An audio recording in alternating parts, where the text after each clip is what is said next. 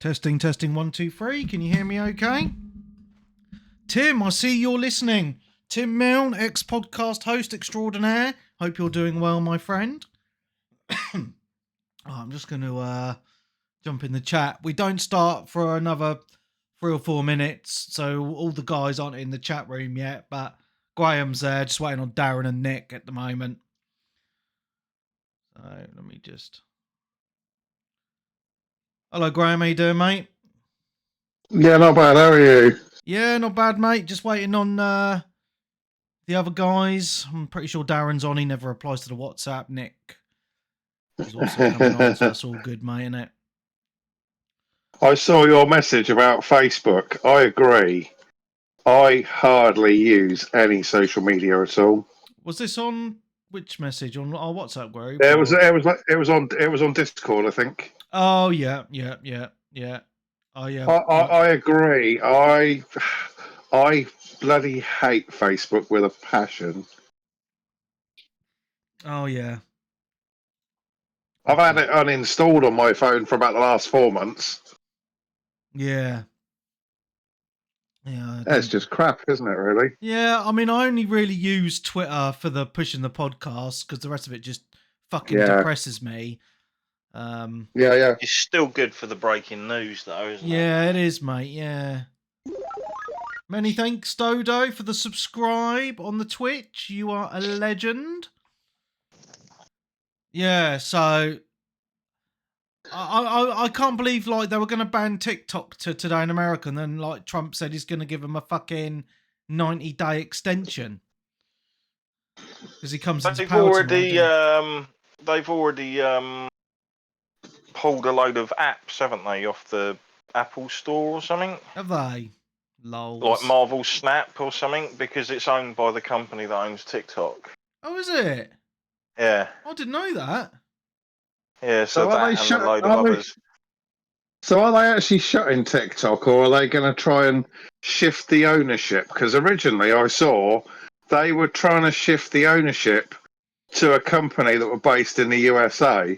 That was their bugbear because it was like controlled by the Chinese. Yeah, it's literally like can be used as spyware by the Chinese should they want to. Which is worse than the CIA using it for spyware, is it? Or I mean, it's all different flavours of the same. Spies on you, like, apparently. That's allowed, is it? Well, I mean, really, what's the fucking difference? Really, I don't understand it. but there you go. That's just me. I think it's because TikTok, like when you download the app, you give it more access, so it has access to everything on your phone, like all your photos. Yeah. But have you seen the story about what Google are planning to do by the end of February? No.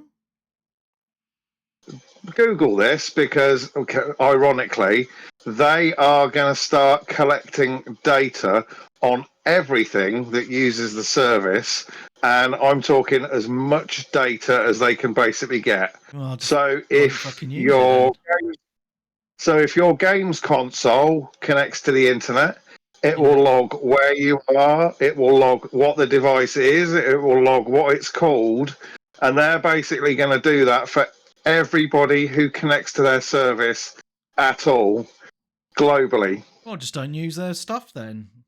You can get away with it. Yeah. Use DuckDuckGo. That's the answer, isn't it? That. Yeah, but they're really going to start clamping down on getting as much info out of their users as possible. They say it's to improve their service. Oh, load of shit. It's so they can sell you more fucking adverts, really, isn't it? Well, they already track your location because, like, if you use Google Maps, it automatically like logs everywhere you've been, and you can actually look at that history as well of what it has, and it's quite scary. Yeah, it is. Yeah. It's worrying how much they can currently already track you. Yeah. It's crazy. Cray on the hay, as we say. Right, Nick's online. He's just not in the old Discord chat. What's going on? He's getting himself a drink or something. He's grabbing himself a nice cold one, I don't know. So stop shagging and get in the chat. Lol. So she went back home, didn't she? Oh, I I don't know. believe. I don't I'm know. sure he said he was mate. planning on visiting, or she was going to come and visit at some other point in the year. Any of you guys watch Angry Joe? Very I do watch rarely, them very occasionally, rarely, yeah. mate. He's released a video in the last day. They put up the final cutscene for Suicide So, yeah, Squad. I've seen that one, yeah. It is fucking shit. It's like an animatic. It's like an animated animatic, and it's narrated by Harley Quinn. And it is just absolutely toe-curlingly cringe. And it Jeez. turns out that Wonder Woman died. It was the only one who actually died. And she Yeah, didn't need because to. they were all clones or something, and it was all Batman's plan all along, or something stupid. And it was like, really, that's the best you can do, is it? Wow. And I'm sure that was probably just thought up as almost like a thing for the backlash. But I just thought well, the backlash already happened. You're not really going to be selling any more games. They gave it away on PS Plus this month. Was that Nick coming in? Was it, or me being disconnected? No, I'm here. Hi, mate. How's it going? Yeah, it was alright. I was waiting, but then nature called, so. Radio, mate. Right. Is that what you call her, is it? No, she's not here. I had a shit. I was trying to be, Diplomatic. nice. Yeah. That's cool. Hey, it's better that I went now than halfway through, because we'd have to put it on pause for 20 minutes. That's all right, take us with you. Great. I won't, mate. I've got great echoes in there. It's the word acoustics. Nice. Just give me a second, guys. I'm just trying to find something, because I'm going to be talking about ARMA a bit, and I'm just trying to find the maps. Otherwise, I'm going to have to load the game up while I talk about it, and I don't really want to do that. You know? Right, there's that. Jeez, that's a big old map. Right, yeah. And what's the other map called? Reforger. I'll be getting onto that this week. Oh my god. Yeah, mate. What's the other map called? No, not ARMA. I'm saying what Graham just put in the chat. Yeah. Well, that's a running thing at this point, isn't it? Yeah, that's on my news, I was mate. reading about Ireland. That, That's it. and I was what? reading about that. I'm like, What, that and They're going, Switch 2? Yeah. I mean, can we talk about it for longer than the 2-minute trailer they showed? If you want. Probably, yeah. I mean, we struggle. here's the Switch. It's got a 2. The end. Maybe we could stretch out a little bit. It's a conversational podcast. It's not like a, it's not like a TikTok short. I mean, we could talk about TikTok. It's not really games. We've already talked about it before you came on, mate. You were too busy, bloody having a shit. Well, I can talk a load of shit. I've got to get rid of it first, haven't I? Like that. Come on, just give me a fucking picture of the fucking map, for fuck's sake. Fucking hell, guys. I've never actually had TikTok, so I don't see why it really matters. Yeah. Bloke at work just lives on it, like an Instagram. I'm like, seriously, dude. This is why people have got such a short attention span now. Yeah, I said that before. While podcasts and things every numbers are down, people have only got 30 seconds. I'm not joking. I actually think humanity has devolved in the last 2 decades. Yeah. I would agree with that. I really would. Yeah. Yeah. It's like we got to the top with 2000 and now we're going back down the hill again. I mean, it's like double-edged sword. We've got internet and stuff like that to help us for stuff. You know, like YouTube's great. And in now a way, everyone needs fucking therapy. Yeah, well, that's the problem. But yeah, like anything you need to do, someone's done a tutorial of it on YouTube and can help you fix anything. But then everyone's got anxiety and PTSD from people misgendering them and being mean online. Yeah. Yeah. All right. I'm gonna hit record in a moment then. No Wurgles. Nice. Right, I'm episode 715. Okay, we ready to rock? Yeah. Yeah. Sweet. Yeah. Yeah, I've just had to walk. Like, I've been out all day. Fucking left the house for the first time in ages. Went round my mate Dave's for the day. Hadn't seen him in ages, and yeah, I left at like 10 this morning. I come home and the house was like fucking freezing cold. Checked the thermometer and it was fucking 13 degrees inside the house. So I put the heating on since I come home in the last 45 minutes, and I'm just trying to warm up. So Nice. heating's on. I did have my Udi on, but I didn't really want to be on camera wearing my Udi. My heating doesn't come on until it gets less than 7. Well, mate, I like a warm house. And I'm having a glass of whiskey as well, so. That'll warm you up. Mm-hmm. Single barrel malt as well, mate. I'm on the posh stuff tonight. Some beans. Very that'll nice. warm you up as well. What's that, mate? To cook some beans, that'll warm you Some up beans. as well. Oh, yeah. I was tempted, and I even poured a drink last night, and then I looked at my, I thought, oh, fuck, I'm still on antibiotics. Oh. Oh, shit, yeah. I thought, do I risk it? Because if I don't know, I might wake up on Thursday if I... Yeah. Wake up to beeping noises and be like, Yeah. What, is that our phones going off with this message? Well, no, more along the lines of like you're hooked up to something. Yeah, I've been wrote down TikTok the being deleted. No, that's all part of this plan. I've been wrote down the conspiracy theorist things on YouTube the last few days. Like with all this stuff and the money and all that is and this sending this message out, it basically means an asteroid's going to hit us in the next year or two, and they're just going to tell us like with 24 hours notice, and that's why they're stealing all our money, because they're building ships to fuck off with Elon. Right, before I hit record, I just want to say hello to Colin Blake, Dodo, and Nick Fights on the Twitch. Hello! Nick Fights, ban that dickhead. Yeah. He loves all the WWE stuff. Sad bastard. And Dougster, hello Dougster. What are you saying, Nick? I don't love the WWE stuff. Oh, the old stuff is fun. Yeah. We're all good, Dougster, mate. We're just about to hit record. Right, let me hit record and we'll get going. Okay, and okay, oh, hang on.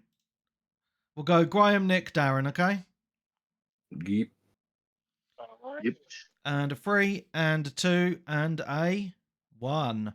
Hello and welcome to 360 Gamercast, episode 715 for Tuesday, the 21st of January, 2025.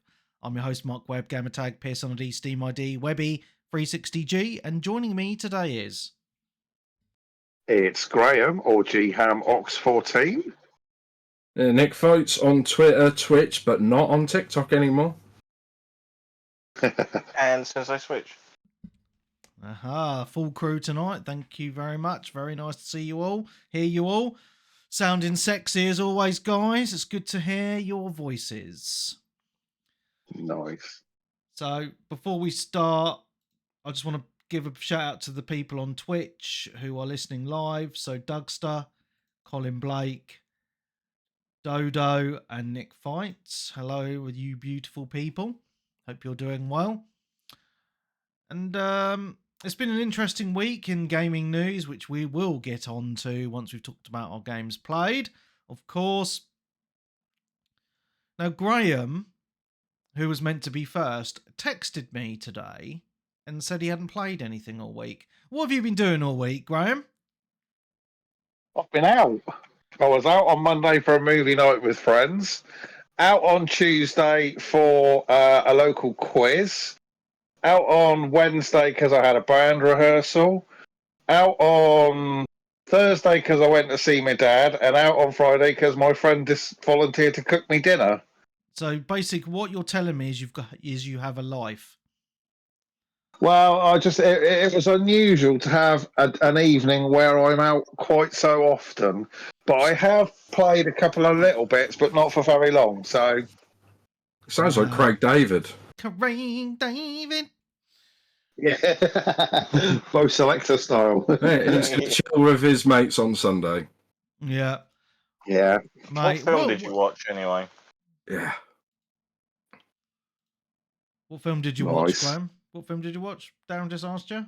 Oh, sorry. We were watching. I've been watching a series on Netflix with my housemate across the way.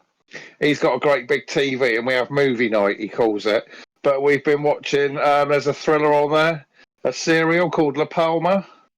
Oh yeah, I've watched that. Yeah. Oh, okay, nice.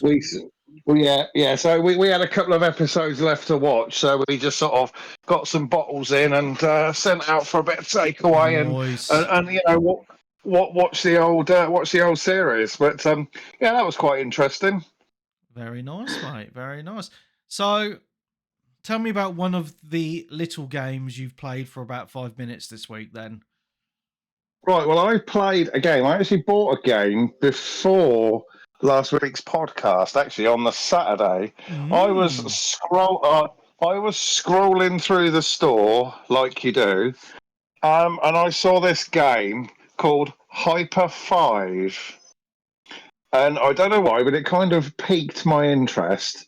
And I had a look, and it's by a developer who have previously done games back on PS3 and PS4 that I sort of like. A company called East Asia Soft. Yeah. They did a game. They did a game on the PS3 called Soldner X2, which was like a horizontal scrolling shoot 'em up with spacecraft and meteorites and all that sort of thing. Sort of a bit of in the mold of sort of R-Type or something like that kind of style of gameplay. And Nice. this was previously about £8, but it was down to £3.49. So basically, I jumped in and had a bit of a session on that. But it's one of those games where it doesn't have lots and lots of levels. It relies on you playing the same levels over and over to kind of build up your power-ups and get better scores. So it's slightly like a bit of a score attack kind of game. The more you play it, the more powerful your craft becomes and the easier it is. So it sort of feels a bit sort of like a rogue light or something like that almost in the way it works. So you buy your weapons, you power them up, and it makes it easier to go through the game and power up and get more power up points because you get points for destroying complete waves of enemy craft, for destroying parts on the map and completing sort of objectives. Shoot so many of this type of enemy, get bonus points. But it's a really nice looking game. It plays well. I would say though, my big problem with this game is the voice acting is absolutely atrocious. Well, usually is on these type of games, eh? It really is. The voice telling you, like, you kind of get a narration of what's going on, all the weapons, and it's the most disinterested person. Oh, your damage is low. It's just like brilliant. it literally does. It does feel like somebody phoned it in, or they got to the end of the game and they went, "We need some sort of voice in this game. Let's get somebody from the warehouse to just do it in an afternoon." Yeah. But no, it's an interesting game. It's quite nice. It's sort of quite a pretty game. I think it runs in something like Unity. It looks quite, it looks decent.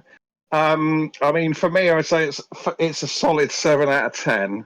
I think about £3.50 is probably the right price because I don't think you get a lot of play out of it. I mean, I think a couple of weekends, and I think you probably see just about all it has to offer, really. Okay. Nice. Look, that But looks you know, interesting. Yeah. well, yeah, well worth a dip in. But it's not a bad little game. It's a little bit of sort of customize your craft and choose your weapons and shoot all the things really. And it's just sort of old style video game almost. Yeah. Nice. Awesome, mate. Yeah, but that's it. Yeah. Oh, looks good. Nick, anything Yeah. from you? Yeah, the main game I've been playing this week is I finished it as well, so it's not like me to finish the game in a week. Nice. Is I've been streaming it as well because I've been back doing a bit of Twitch streams. The Callisto Protocol. Oh yes. Nice. Yeah, well, maybe not nice, but Did you like it? Because I played this but never finished it. I felt kind of got bit. Oh, you lucky bastard. Well, basically, just a bit of backstory for people who don't know what it is. It's basically the people who made Dead Space for EA wanted to make another Dead Space game, and EA didn't want them to, so they left and made sort of their own development company and made this, the Callisto Protocol. And then EA greenlit a Dead Space remake to come out about 3 weeks after this came out. So that's nice of EA, and that's another reason why they're one of the most hated companies in America or the world. But yeah, I mean, it's dirt cheap though. It went dirt cheap really quickly, so I don't think it sold well at all. So even though there's also on Game Pass as well. I think it's back off now. I think it was on and off, and then it went right. on. I think it was on, and then it was off, and then it went on PlayStation whatever Plus as well. Right. Pretty quickly, so it's been on and off of those, and I think it was given away on Epic as well, completely free at some point. Yeah, it is on Game Pass still, mate. It's still on Game Pass. Yeah. So yeah, but it was on and off because they don't very often have them on Game Pass and PlayStation Plus at the same time, do they? Yeah, I think it depends on the game. Yeah. Yeah, because my mate played this and streamed this January last year when it was on PlayStation. But yeah, so basically it's it looks like Dead Space. It plays like Dead Space, only a little bit worse. Basically, the graphics are actually really impressive, like light and things like that. And the controls, not so much. I think it's by design. It's just really clunky combat. Yeah, it is, yeah. You feel slow and heavy, which is okay. Like you say, up until about halfway and towards the end. It's only later in the game it becomes like a real issue. Yeah. Yeah, but basically, I think you start off, you're just a normal bloke. I forgot his name. Jacob, that's it. I nearly forgot his name. I only finished it today. That's left a lasting impression on me, obviously. Basically, you're like a sort of like a space cargo runner, and then you get boarded by like these space pirates, whatever, and then you crash land on like a prison planet, and it must be like UK in the future because you just get arrested immediately, shaved your head and put in prison for not doing anything. So definitely part of the UK, I think. Oh yeah. Yeah, and it's two they put tier this Kiers in charge still. Yeah, 2-tier Kier. I think that's what it's called. That's the Callisto Protocol 2-tier Kier. That's the sequel. Yeah. So, but your sort of friend who you were in the spaceship with, he dies like gruesomely, like with half his face ripped off. But you get arrested alongside the woman who broke onto you and like made you crash as well. And basically, just go through the game trying to find out what happened, because obviously there's a prison break with like zombie monsters around everywhere, because obviously that's what it's about. And yeah, you get a few moves. Like I said, you've got guns, you've got a stick that may as well be a double-ended dildo for how fucking useful it is. It's just like you attack people and you must hit them 20 times to get them to die, and this is even on easy mode. But it's one of these things where you can upgrade it, like if you get things. But by the time the end of the game, I'd only just got about halfway through my upgrades. But it's got New Game Plus, so I think the idea is you play New Game Plus, and then it's you carry on from your progress from the last game. Because basically, you said you got bored of it, Webby, because it does get a bit boring because the combat's a bit samey. Yeah. And I googled this as well because yesterday I got on to chapter 7 of 8. Yeah. And then finished it today, and then I started getting a bit ragey because of how the game goes. It just completely changed, like the tone of the game, and it's probably one of the worst difficulty spikes of any game I've ever played. Ugh. It basically went from a nice little fun whatever game to borderline Dark Souls difficult. Yeah. Oh, but Jesus. not just that, but it was cheap. Like, enemies just attack you, there's nothing you can do about it, and things like that. Like, you walk around the corner, someone, from what I can see, and because I died a few times and reloaded, you just couldn't avoid it. Yeah. If you see what I mean, you probably got these guys where, there's a lot of, like, rip-off from Aliens, like face huggers and things like that. So you're opening chests and a face hugger just get you. I must have opened, like, 10 in a row, and they were just all face huggers. Oh, and like I said, and then you can't really avoid them. And you probably saw the ones where, from a distance, like a big tongue come out and grab you. Webby, can you remember those, or was that too long ago? Oh, mate, it's been a long time, mate. Yeah. But basically, these things attack you, and you can't actually see them until they've already gotten you. But it's always when your back is turned as well, and it does the thing where your back is turned and someone will attack you. And things like that, and it just got like very annoying. But it also did the thing where, because normally you know what happens when you get a boss fight, you use loads of health, you lose loads of ammo, you beat the boss, you get through to the next area, you save your game, and usually there's loads of like items in the next area to replenish your health. Not in this one.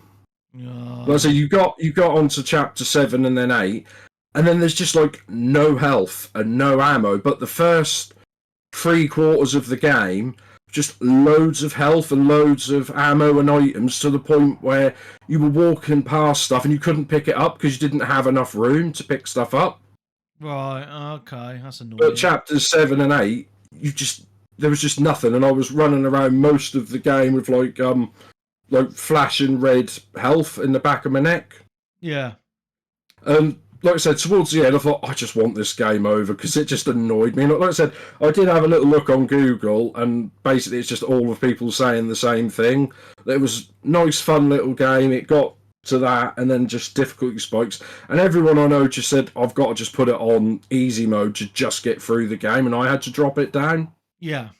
Onto easy mode, and it was still really hard. Like, everything was just one hit killing me. Even if I had full health, just one hit kills, like boss fights where you have to avoid them, and it's just one hit kills. It's just stupid things like, oh, you want to really reload your gun? Well, that just takes forever. Yeah. And the guy, like, you see when he's running, he just runs really slow. A bit like Alan Wake. Yeah, but like deliberately slow. Yeah. And if you want, even if you get to the stage where, like, especially in boss fights where you get attacked, because I think that was the main problem. Instead of getting like one or two or three enemies attack you, they'd put you in rooms with like 20 or 30, and the combat just couldn't keep up because it's got a basic dodge mechanic. It's like dodge left, dodge right, hit them with your stick, or press back. But the problem later on, you were dodging, but it would dodge you into somebody else and then get attacked, and you couldn't do anything about it. But yeah, it's just, and after I've done, I'm like, I'm never playing this game again, which is you don't really want that for a game when you finish it, do you? 100%. And then I thought, well, I'll just have a little look on the achievements, and I think I'd got about 500 and something, because I think there's DLC as well, but of the, just over half. And then I looked at the achievements that were left, and they were all, like the diamond achievements, like extremely rare. Like less than 1%. Like complete the game twice, less than 0.5%. So I'm like, I think a lot of other people thought the same. Yeah. Plus there was sort of a minor sort of cliffhanger at the end. So I think they hinted at a second one, but I mean, what's this? 2 years since it came out? I think it was. Have you finished it or? Yeah, I finished it today. All right. Did you really appreciate the? So the worst part about that game, apart from obviously getting used to the combat and everything, was I even said it to my mate when he said he finished it, and I said, "So, what do you think of that last boss then?" And he just Yeah. fucking rolled his eyes, and I went, "Run around in circles with fucking bullet sponge boss while Yeah. he's constantly spawning minions in that explode." If I remember correctly, there's like suicide exploders in with Oh them. yeah. If those get And it's towards like- you, Yeah. they one hit kill you. But like I said, that was like the big boss, and also like I said, if you want to replenish your health, you don't just press a button and use the health back. He injects like heroin into his neck, but he doesn't just quickly pop it in. He gets down on his knees, then he pulls it out, stops for 5 minutes to check his watch, then he injects it into it. Was so slow. So it's even at that end boss, I had 3 extra like health injections. You can't really use it because the guy, you know, we're being Gears of War 1, the Berserker. Oh yes. It runs. He runs at you. Yeah, he runs at you like that, Yeah. but constantly. So you haven't got And time to. You haven't got yourself time, out, so it's yeah. like, and if he gets you, that's pretty much a one-hit kill. And like I said, it just turned into a generic bullet sponge game, and it just couldn't keep up. And they didn't give you enough bullets for the game. Ugh, And it did have a weird so thing, which annoying. Yeah. yeah, and it gave you this weird glove, which was like, you know, like force push power glove thing where you could pick enemies up, Yep. but didn't do anything to them. It didn't do anything. I got on the game actually.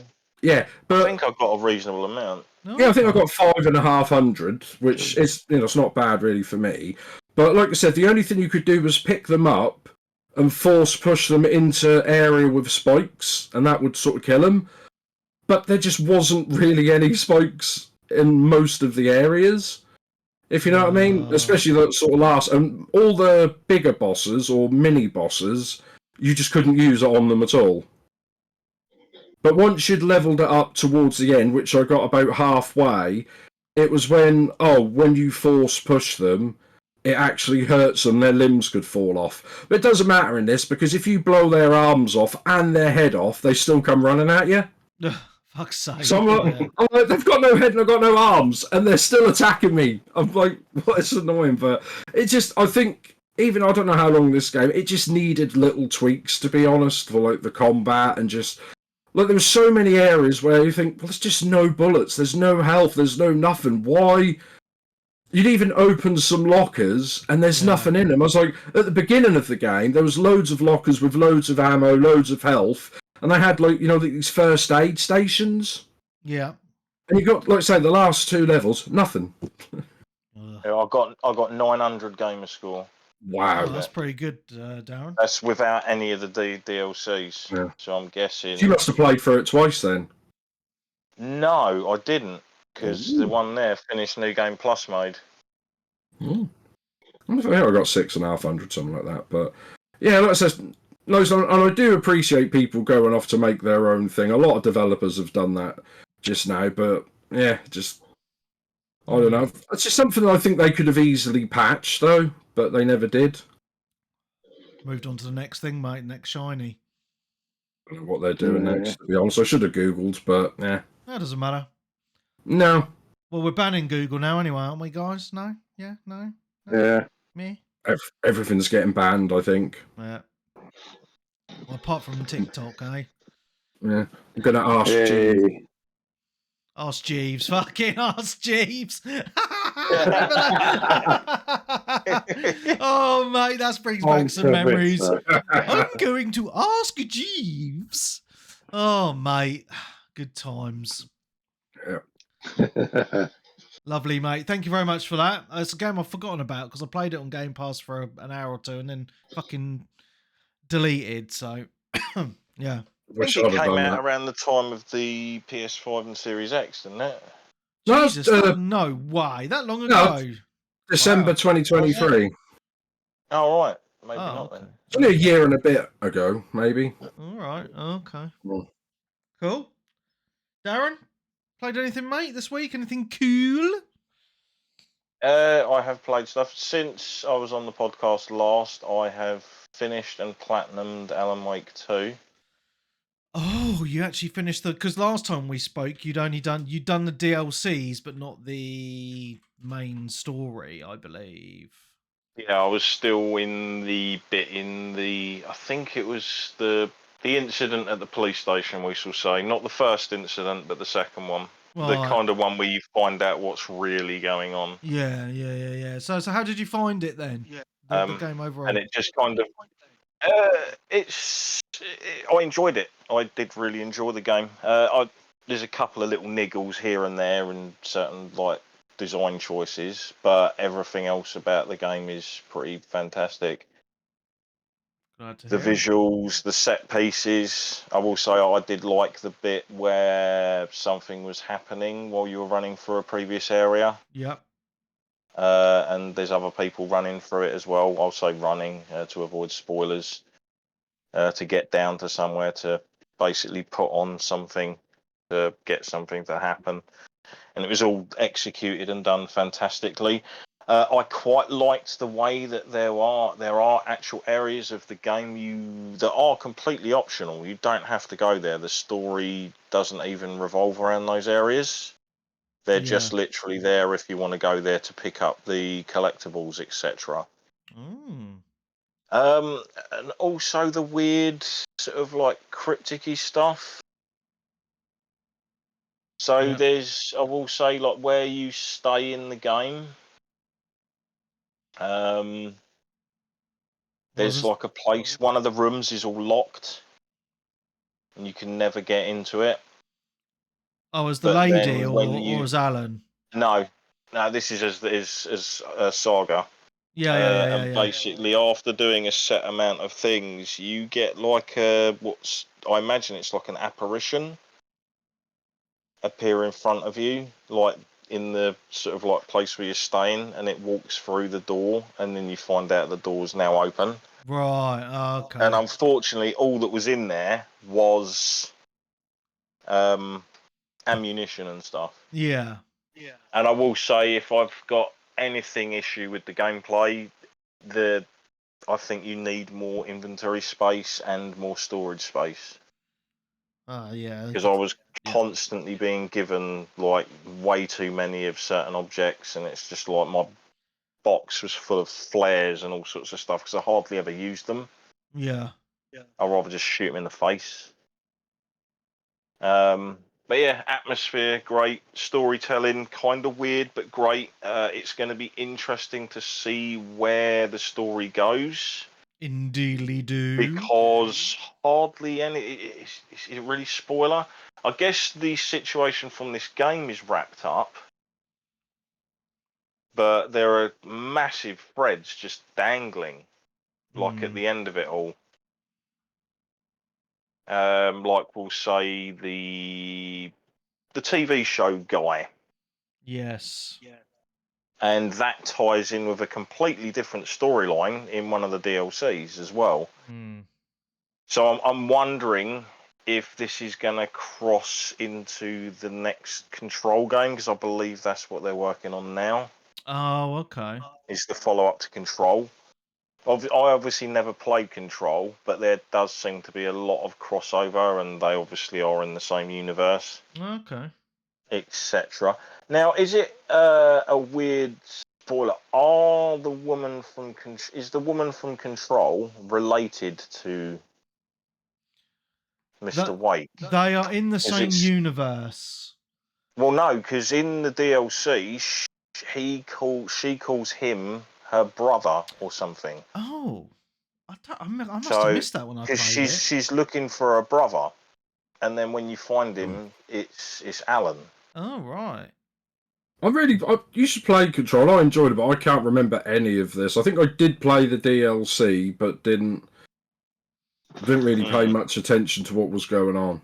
Yeah, I mean, like the whole idea is really cool, because obviously you've got the policewoman who turns up with her crew, and basically her unit is all to do with that organisation from Control, isn't it? And it's that exact organisation that's running the experiments in the Devil's Basin or whatever it's called. And they're the ones that had set up all of the outposts. and things in it.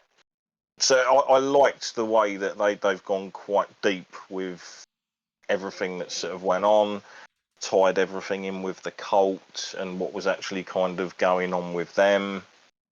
Anyone who's actually wondering where the final part of your inventory stash is, because obviously sometimes you'll pick up items that increase your inventory size. The last one of those was actually in the lighthouse, which you can only access once you've solved all of the stashes.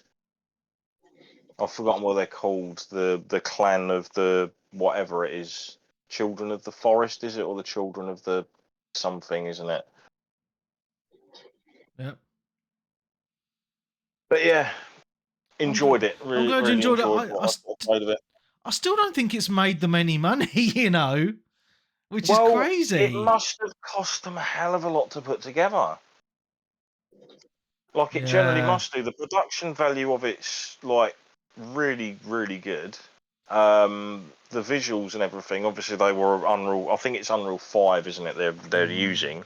So they would have been an early adopter of you people using that. Then you've obviously got all the actors and people that are involved as well. Yeah. One of them being quite a famous name. Yeah. What did you think of that music level? That was my highlight of Weird. the game, mate. It was so It was good. weird. Yeah. Very weird. Oh, it's probably one of the best levels I've ever played in a video game, to be honest. It was just so fucking was cool, annoying. man. It was kind of cool and weird, but at the same time, kind of slightly what's it. But yeah, it wasn't like one of the highlights. One of the highlights of the game was actually one of the areas that you kind of only go into briefly. Okay. It was the sunken bunker, the sunken World War bunker. Right. Yeah. Like that looked incredible. Like the reflections, the detail on everything, like the burnt out little sort of like areas where people would sleep. Yeah. And then obviously you've got all the weird stuff of the ghost that apparently haunts it and stuff that was sort of going on. I did really enjoy that section, but it's an area you can't really go back to. Yeah. There's a few areas like that. But yeah, it still kind of confuses me where it's sort of going, because like I say, it does wrap up the story, but it leaves it kind of weirdly open. Yeah. I know what you mean. I did enjoy the game. Obviously, you know, I was a massive fan of the first game. Was really looking forward to this.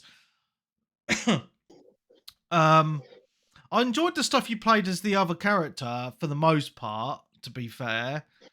And I enjoyed exploring the town, just free roaming it, if that makes sense as well.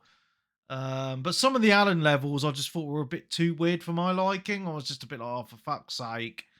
It's a bit samey because you're always going back through that main hub street, aren't you, basically? Yeah. And there was one level in the I think it was a hotel, and I remember there was 3 doors, and you had to choose the right door every time. And I kept on getting it fucking wrong and going round and round and round. I was doing my head in. I was getting a little bit frustrated. There are areas where it is a purposeful loop, and it will loop 3 times on purpose before you get to the actual proper one. Yeah. I know it's trying to be But like a mind fuck, but still it was a little bit frustrating. So weird. I mean, like, we can say that this game was like heavily inspired by like Twin Peaks, etc. Oh, definitely. And yeah, unfortunately, obviously, David Lynch passed away this week. Just gone. It's a shame. So yeah, there's been a lot of tributes out to him and everything. I'll have to rewatch all the Twin Peaks, including the newer one then. But yeah, it's kind of nice that, I mean, hopefully this Remedy can carry on forging ahead with what they want to do, regardless, because it seems that their main guy is fully underway. Actually, tell a lie, I might be wrong with what they're doing. They're also doing a remaster of the first 2 Max Paynes as well, correct. aren't they? Yes, yeah. Now that will be interesting. Well, I hope because they do a decent job. Yeah. Yeah, they used his likeness. I don't know whether they're going to use his likeness now, because obviously he's like 20, 25 years older, isn't he? Yeah. Than when those games came out, I believe. Yeah. But no, did you play Control, Darren? I can't remember if you No, played it. I didn't. No. You should get it, mate. Ah. It's a bit cheap. I think you'd really enjoy that So game. the thing is, right, if you haven't played, like, I played Control, and there's so much crossover between Control and this with characters. Like, you would have, I think, it would have done you probably Did you? more Did you serviceable. finish the Lake House DLC for Alan Wake 2? I only played the first 2 DLCs. I know there's 3, isn't there? I didn't do that. I Oh haven't done the right, third so one you yet. haven't got the interesting one. So the third one completely devolves into the Control universe, I believe, Oh, okay. but it Yeah. uses the sheriff. Oh, okay. The Yeah, I just never sheriff got who's round to stuck in playing a that loop. one. And the latest one, the Lake House, deals with obviously the female detective. Yes. And Okay. if you do one of the sort of like achievements in that, which Yeah. is something you can skip, you get teleported somewhere and you speak to someone in a like almost like in something that Magneto would get locked up in. All right. And he starts freaking out, talking about some sort of weird event and screaming, and kind of sends you back as though, Right. again, this is some sort of cryptic teaser for something going on. Because it is kind of cool that basically it's like an organisation that investigates paranormal activity and how to manifest and use it, basically. Right. Okay. And the lake house was obviously a testing facility that they'd set up at the lake where obviously all this activity is going on to see if they could harness it. Right. And they were Okay. pulling other sort of troubled artists into there to sort of like test them. Yeah. And strangely enough, you bump into another minor character who also turns up. So very early on in the game, you get 2 backpackers that walk in on a ritual being performed, and you interview them in the cafe. It's the I think they're either wife and husband or something. Right. Okay. And he's a writer, and he appears in Alan's story during scenes where Casey's talking. Okay. In those weird little sort of reflective moments, we have to line up the lights to get it to what's it when you want to change the storyline of a scene, Right. and it completely flips it. And he also appears in this DLC as well, the lake house. So it's like that might have been where he was originally from. Oh, nice. And because they're trying to figure out how to replicate Alan Wake's writing to make real things manifest. Okay. And they kind of fuck about a bit too much. So yeah, that's all I'll say. Nice, Probably mate. said too much, but hey. That's all good. Yeah, I'm listening, but trying not to because I still haven't got it yet. So if anyone's kind of on the fence, when it hits 30 quid, that's what I'm definitely the waiting sweet for. spot. Yeah, It's annoying. It went down cheap on Black Friday a little bit, but only on PS5, not on Xbox. I wanted it on Xbox, so I don't know why. And then it was one of those. It went down a lot. I think like 37, like pretty quickly, but not on Xbox. And then it said, "Oh, available in like January or something on Amazon and a few places that had the sale." But I mean, I have to fully take my hat off to the fact that the game's kind of pretty condensed in a small little area, but they still manage to have you explore and experience multiple kind of environments. Yeah.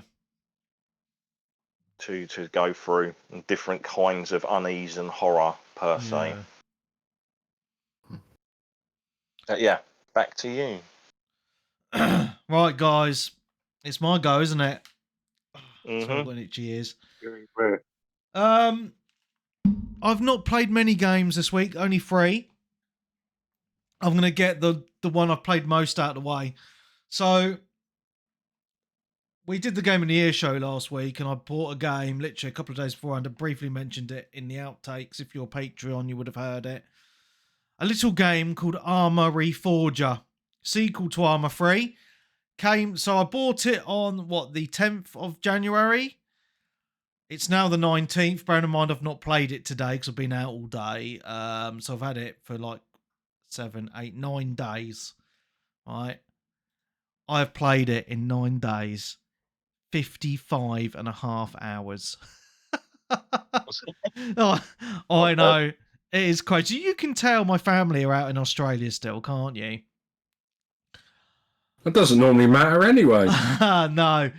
This game, I don't know what it is. It has just sucked me in a big way. You know, I love my military shooters. You know, back in the day on the Xbox, I really loved Operation Flashpoint. I love those games. I love the Ghost Recon games. And I was thinking about this. I was trying to think about what I was going to say on the podcast last night, and I didn't write it down. So I do apologise, but I'm going to try and explain it now before I get into it. Very few games shooters have given me the feeling that ARMA Reforger is currently giving me. And I just want to just briefly mention a few of the games that have given me that feeling, just going back. For multiplayer, the first game that gave me this feeling was Team Fortress back in the late 90s on the PC.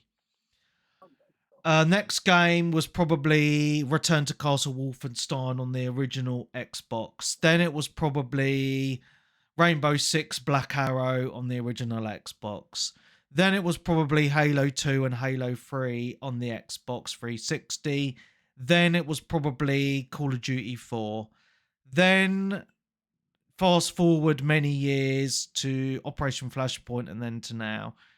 Now, they are different games, but they all have something in common for me personally, and that is a multiplayer experience that I am happy to jump into on my own and chat to random people and meet some really cool people online.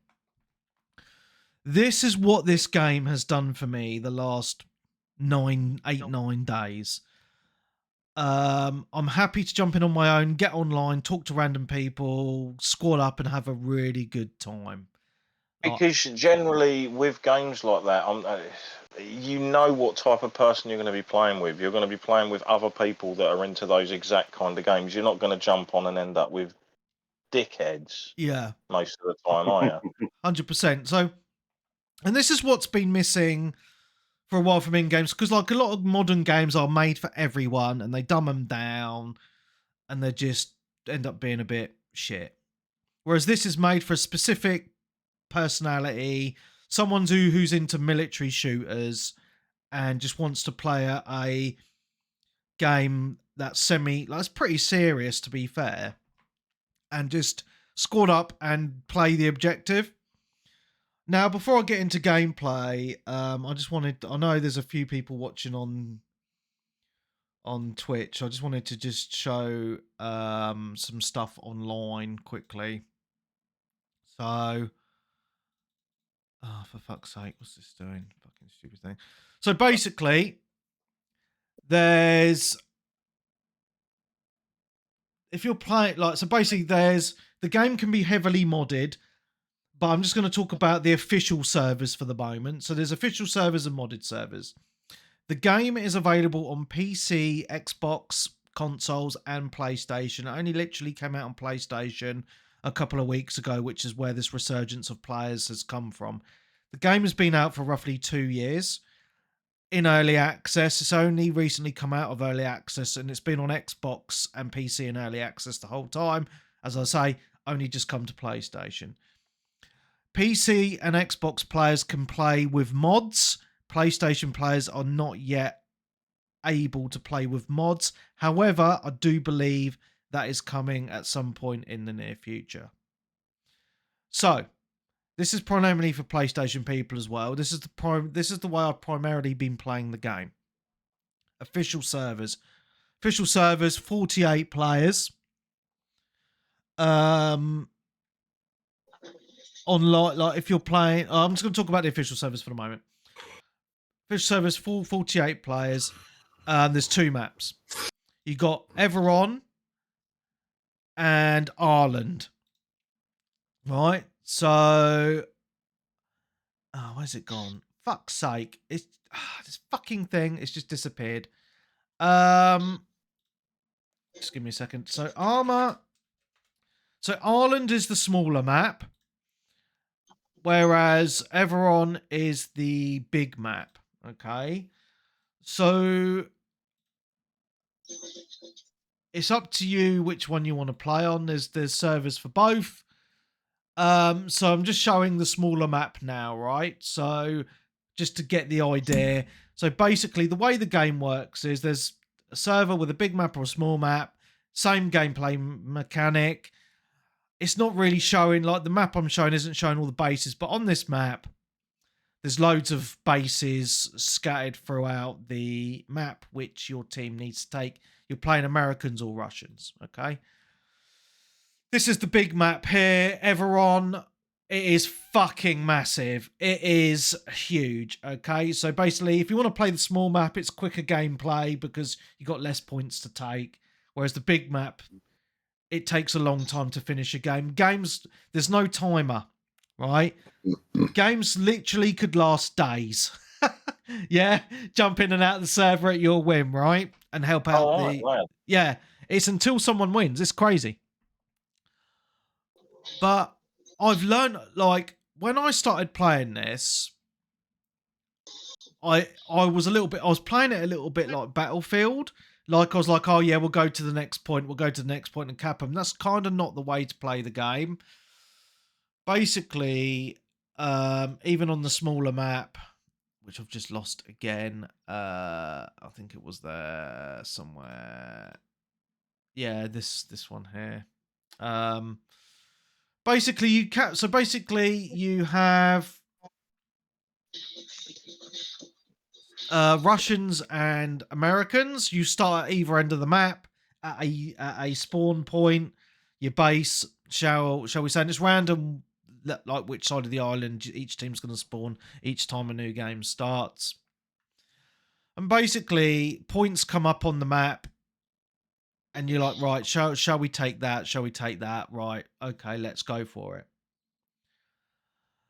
But what's really cool about this game, and I didn't actually look for any videos before doing this because I've just been playing it and I've been out all day. But I'm just gonna put a video on just to show you from Jack Frags, right?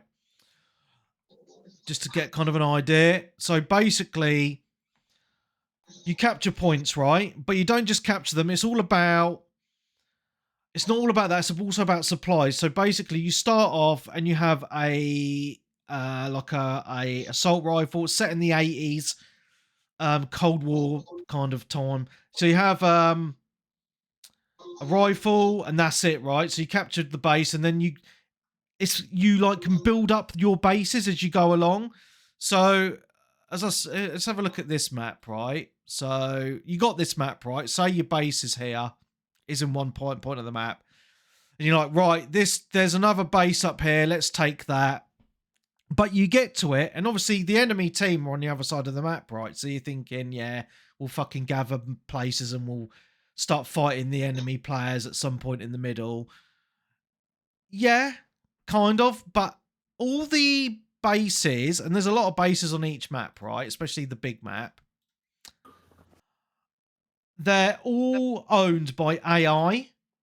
And don't be thinking that AI is easy. They're fucking rock solid, right? So you do need to work as a team.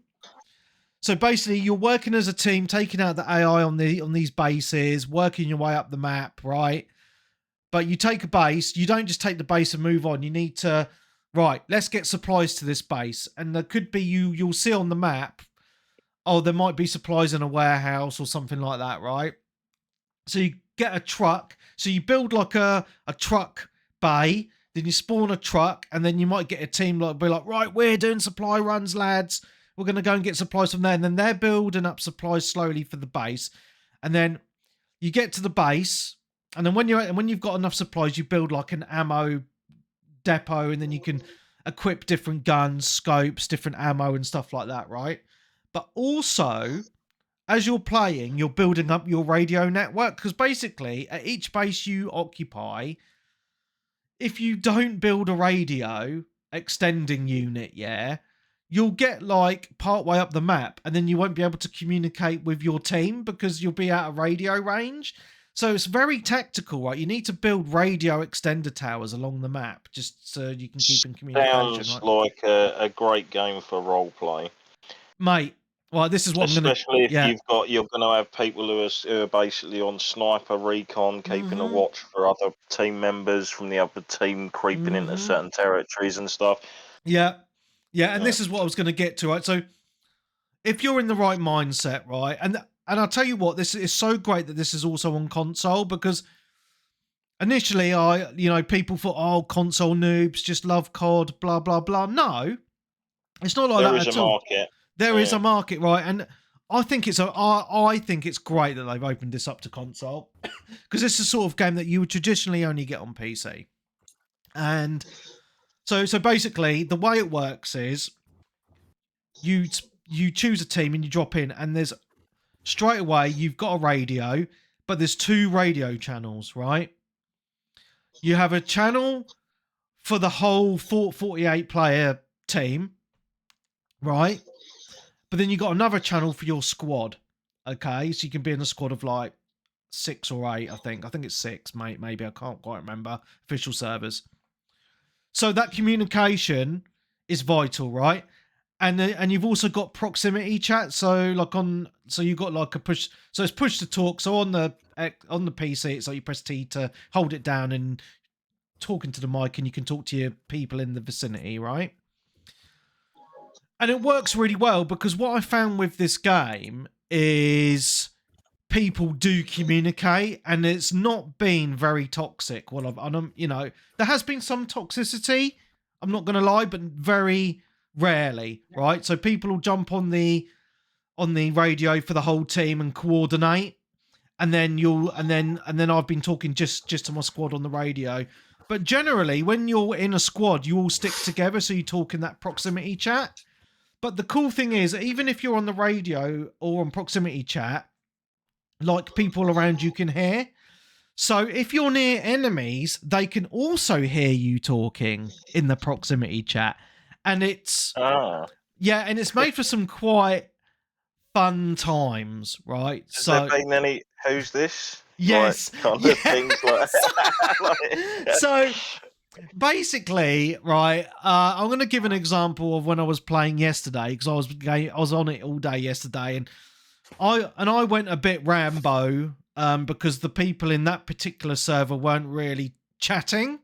It can be quite hit and miss. Like, a lot of the times the servers, people will chat a lot and it's quite good, but on the odd times it can be quite quiet and no one's chatting. So I'm like, right, I'm in a squad on my own. I'm just going to go and, see if I can take this American base. I was playing as the Russians, and so I grab a vehicle. I get quite, I take it closest to the base and I dump it in a bush, and then I'm being sneaky. I've got a sniper rifle. Anyway, cut a long story short, basically in this American base, there's a building. So I'm like, right, I'm going to get in the building. Like, every building you can go in this game, and all the rooms, which makes it really great, right? It makes it feel more alive and more immersive as well from a player's perspective. Yeah, and this particular base was fucking hilarious, because you have a building right next to the kind of flag, which you need to take to change the base from American to Russian. So anyway, I'm like being sneaky, right? I'm like crouched down, like sneaking in this building, and I can hear the enemies having a little chit chat. And I'm like, oh yeah, I can hear them chatting, cool, right? Anyway, I get into the building, and basically I walk into this room, and there's an American in there. I fucking drop him, and he's dead, right? And I'm like, right, what should I do here? So basically, the cool thing about this game is you can take your clothes off and dress up as an enemy if you drop them. Oh, that's awesome. So basically, I'm in this room. I'm like, right, so I strip off naked. Well, I'm in my pants, and I dress up as an American. The cool thing is also you can take the enemy's radio if you kill them and listen. You can't talk into the radio, but you can listen into their communication. So I'm listening in on the radio, and they're all chatting shit, blah blah blah. But then I notice I can hear people in the vicinity, just in that proximity chat, and they're like, "Oh, there's an enemy in the building somewhere, let's go find him." So I get in the proximity chat. All right, you fuckers, come and find me. I'm fighting for Mother Russia, blah, blah, blah, blah, having a laugh. And they're like, we're going to get you, you dirty Russian. Anyway, they come in the building, right? I'm camping in the corner of the room. I fucking drop them both dead. I'm like, fucking laughing. So I'm like, right, I need to get the fuck out of here. But I'm dressed up as an American, right? I've got a gun. I've got American gun. I've got all the uniform. I'm like, right, I'm just going to run around their base and see if they can spot me. Now, as you can see in the video, you do see people's names on your team above the head, but it's only up to a certain vicinity, and then the name vanishes off the top of their head. So, there is quite a bit of team killing that can happen if you don't really look at what uniform they're wearing. So I spent the next 5 minutes running around their base, having a laugh, just fucking, they're not shooting me because they think I'm on their team. So it gets to a point when they're all gathered up kind of together, just chatting shit, and I just chuck a fucking grenade at them and fucking blow them up. And then I'm just going, you slags. Anyway, I cap the base as well. I kill them all and I cap the fucking base. And I'm fucking rolling. So I get on the, my team. I'm like, guys, I've fucking done this, blah, blah, blah. And then finally someone comes on and says, well done, Webby, blah, blah, blah. But anyway, that was just a really kind of off the cuff experience I had with the enemies, because it is a rare moment where you're just where it's just really, really funny.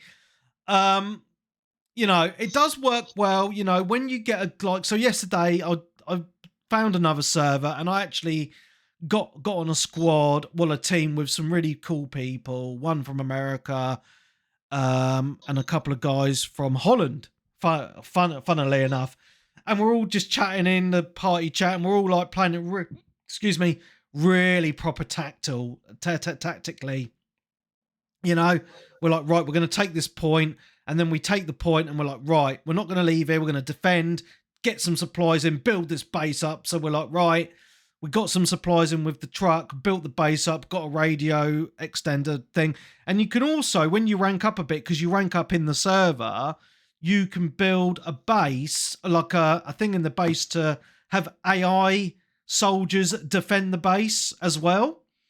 So we did that, and then we're like, right, we've got it, all that, we're going to move on to the next. So basically, the way you win the game is there's loads of points on the map, but there's 5 main, there's main bases, right? So if you have 5 of these main bases and you hold them, then you win that game on that server.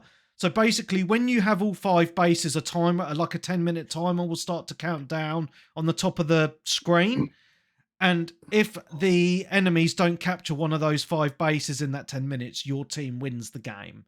So there is a lot of bases on the map, but there's only kind of 5 main ones that you need to have. However, it's good having others because if you die, they become your spawn points. So you can get closer to the enemy. So it just makes the game a bit easier. Also, when you rank up a bit as well, if you've got a good pilot on your team, it makes it a lot easier. So when I was playing yesterday, this guy from Holland, he was a really good pilot, and he was like, Webby, get in the gunner seat on this chopper, and we're going to go and fuck the Yanks up. So I was in the chopper, and I was on the gun and was fucking up these Yanks. I was on the gun, and then we landed on the base, and we took the base. And, I've just had... From a personal perspective, I've just had a lot of really cool moments on this game with randoms because,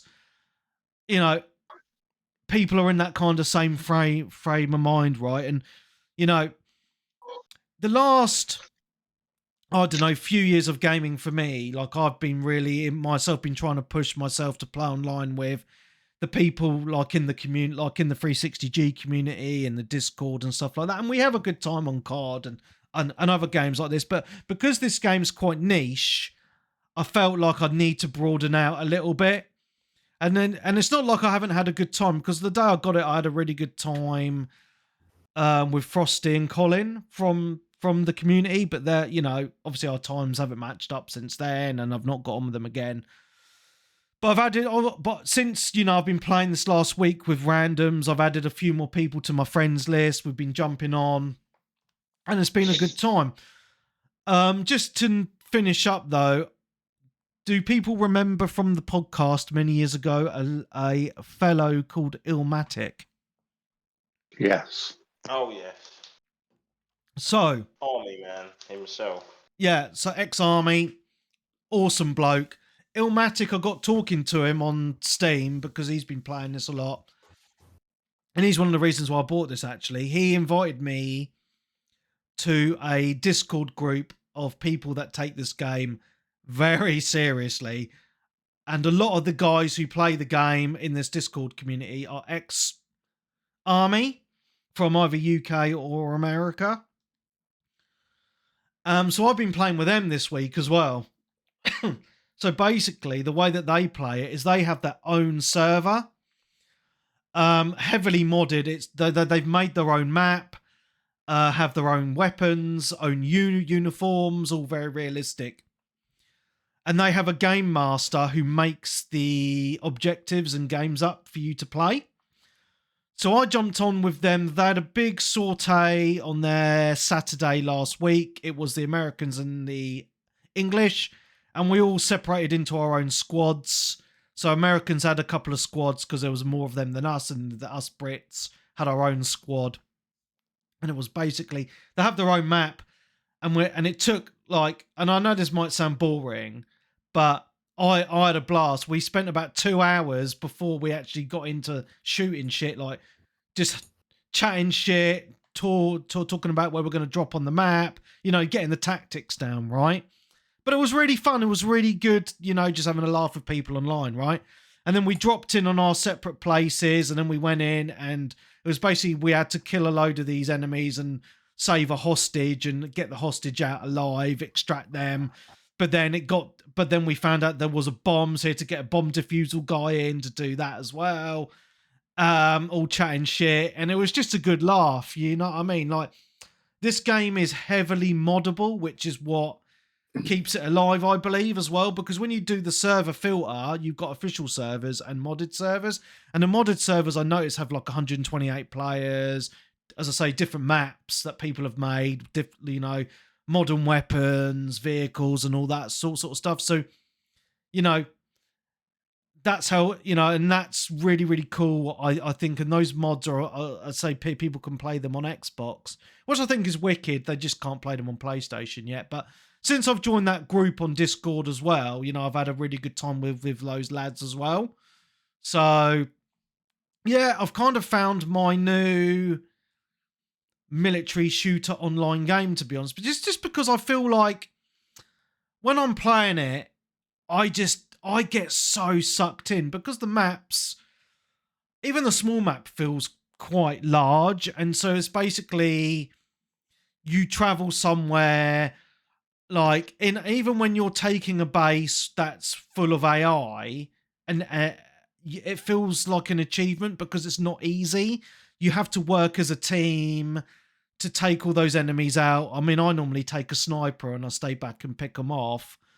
Because it's hard. It's like you know, like when you play Dark Souls and you beat a boss, you feel that sense of achievement. It's a bit like that sense of achievement on this, because it's not a walk in the park. You're talking tactics. You got to like take the enemies out quite slowly. Otherwise, you just, if you're playing it like COD, you're just going to die.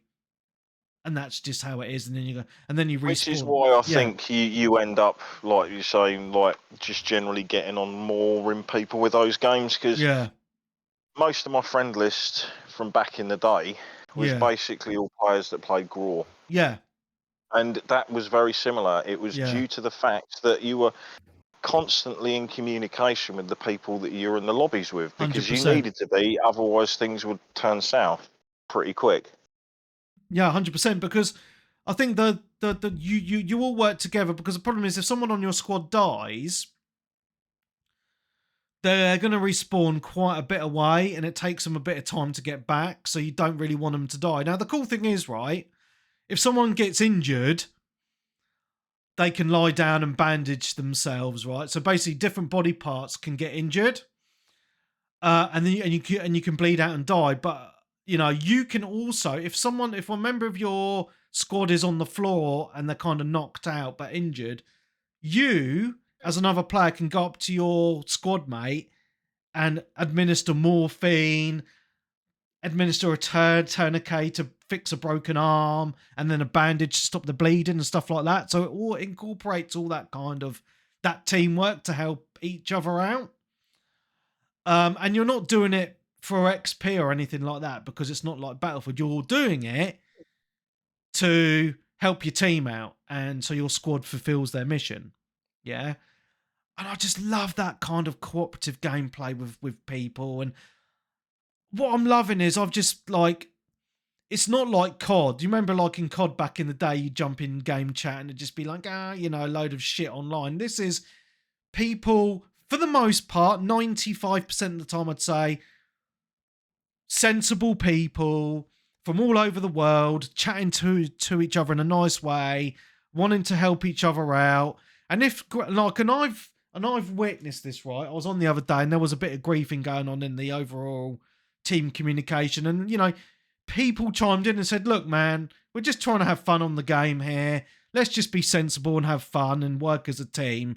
And I love that, man. It's so cool to see that kind of maturity and sensibility in a video game, because it's quite rare these days, So, yeah, It's weird I'm how... loving it. I was about to say, it is weird how consoles just shifted away from those kind of games pretty quick. Yeah. Because at one point they were like a dime a dozen, and Yeah. I think one of the last ones was Operation Flashpoint 2, which is Red River. Mm-hmm.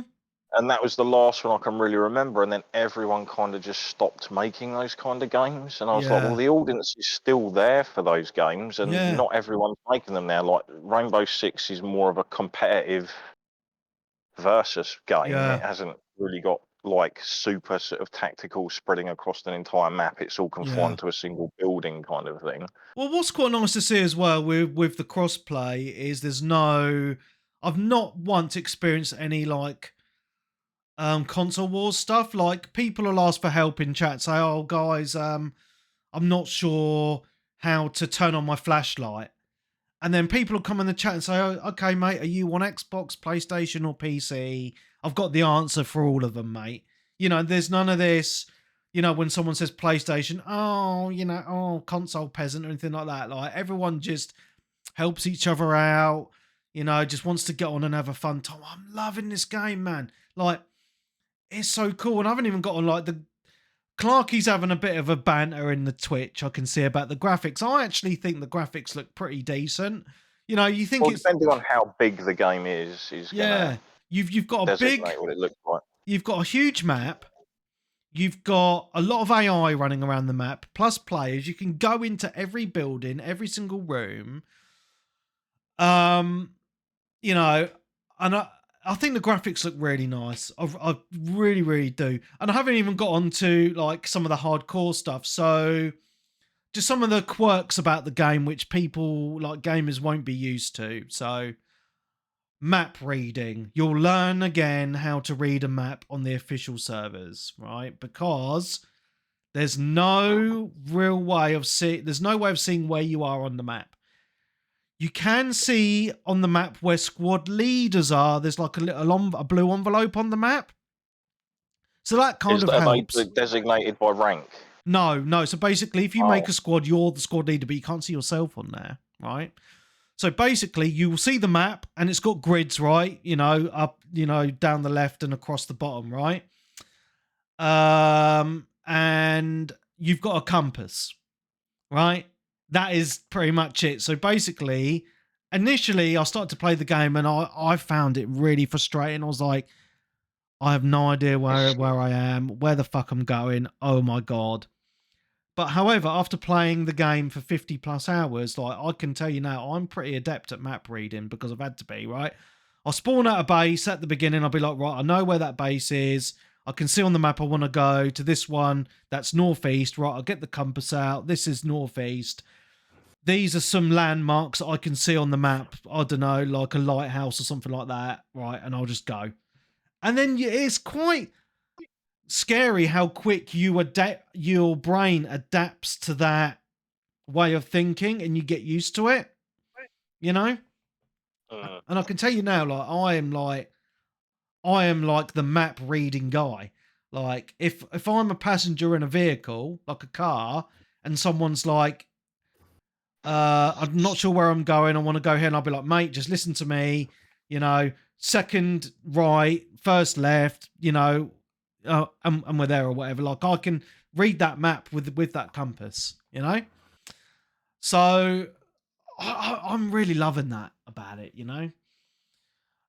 Bullet. So basically, also when you're making your loadout at a base, once you've got the armory down, one thing to like to look at is you've got your weapon, but there's different magazines with different types of bullets in.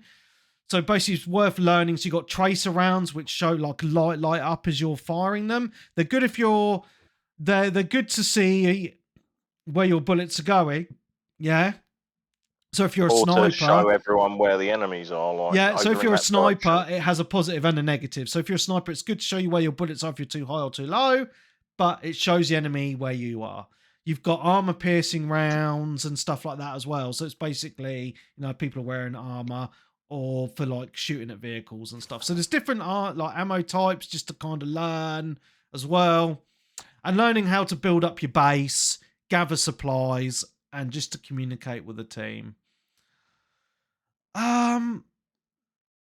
Yeah, I don't think there's much else I can really say about it. Learning how to fly a chopper is important if you want to do it properly. There is a training mode on the game where there's a map with different training.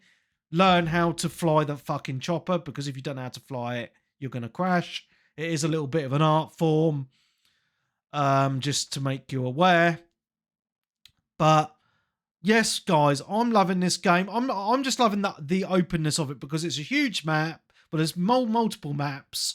There's 2 official, but obviously you've got mods for modded maps.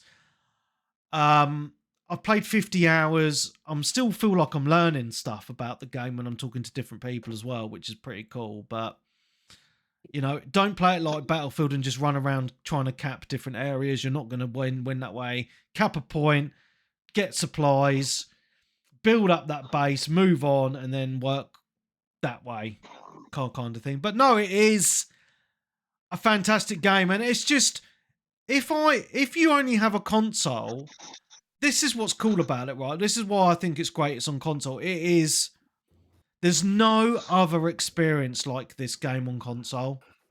Like I can't think of one game that is like this on console, and I think that is something special. I really, really do. And I've met some really cool people on PlayStation and Xbox playing this game while I've been playing on the crossplay servers. It's about 32 quid, I believe, on PC and console, which is quite cool. Give it a go if you're open-minded to taking your time to learn something new. Happy to talk in game chat with different people from all around the world. It's just... I'm fucking loving this game, man. It's the first game the first multiplayer game for me in a long time. And I know I gave, at the beginning of this spiel, all the other experiences I've had with other games. It's the first game in a long time where multiplayer game where when I'm not playing it, I'm thinking about, I just want to fucking play this game. You know what I mean? So as soon as this podcast is over, I'm fucking jumping on for an hour or two. But no, it is fucking awesome. And, you know, big shout out to Illmatic, ex-podcast host on this show many years ago. Great guy, for putting me in touch with this group of people, because it makes that experience like a little bit different when I'm not playing on my own, because they take it really serious. And as I say, like, it's just it's like opening up your eyes to another world, you know, like with these modded servers, modded weapons, you know, all these outfits and these custom missions that they make. It's just really, really cool as well. So yeah, ARMA Reforger, I'm fucking loving it. It's amazing. I recommend it for all the things I've said earlier. If you are on the fence, or if you do pick it up, let me know. I'm happy to show anyone the ropes. I'm on it every fucking evening at the minute. Yeah, I'm loving it. That's all I can say. I'm a Reforger, people. Amazing. Boom. Mic drop. Bowl selector. Cool. So, who was next? Who was first again? Graham. Back to Graham, I believe. Yes. Right. Okay. Well, I'm gonna. The only other. Well, I mean, I've sort of messed around with sort of all my other games that I usually play. I occasionally dip in and play a bit of Vampire Survivors, and I occasionally dip in and play a bit of Power Wash. But this week, I actually opened up a game which I bought before Christmas, and I never got a chance to play.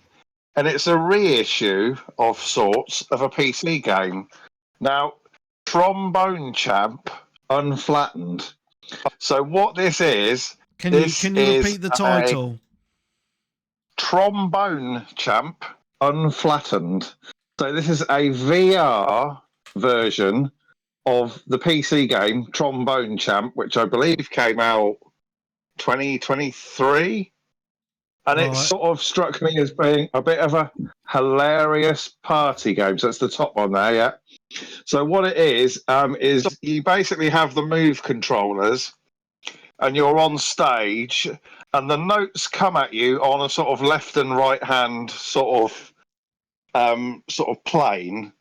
And the notes basically are up and down on the stage. So it's like Guitar Hero, but rotated 90 degrees and it sort of flips sides.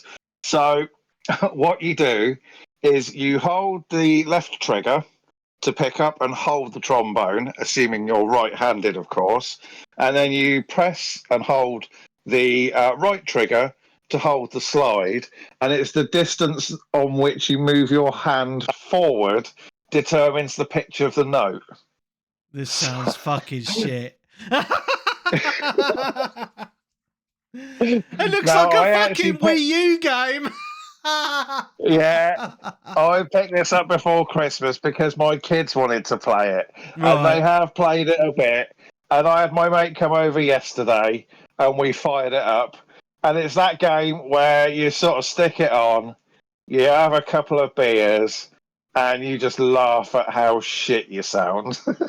Do you know what I mean? It's one of those. It's one of those sort of party games. It's just absolutely ridiculous. But I mean, this is really pretty much the only other thing this week that I've really played, apart from 10 minutes on Power Wash. I mean, we played this for about an hour. I think it was on Friday night. We just kind of ripped through. We did some songs, and we just laughed at how crap we all sounded. But it's just one of those. I mean, it wasn't expensive. It was about a tenner, I think. So I thought, well, for a tenner, I don't really have that many games on the PSVR 2.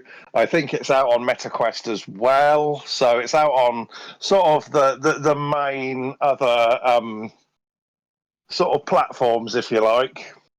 Just happened to get a PSVR 2 release. But it's just stupid, ridiculous sort of party game, really. Oh, fair dues, mate. Yeah, but it's not. I haven't spent a hell of a lot of time with it, and it's one of those where you play some of the songs, and it just sounds like farting, really. Oh dear. It looks shit, mate. But I'm glad you had some fun with it.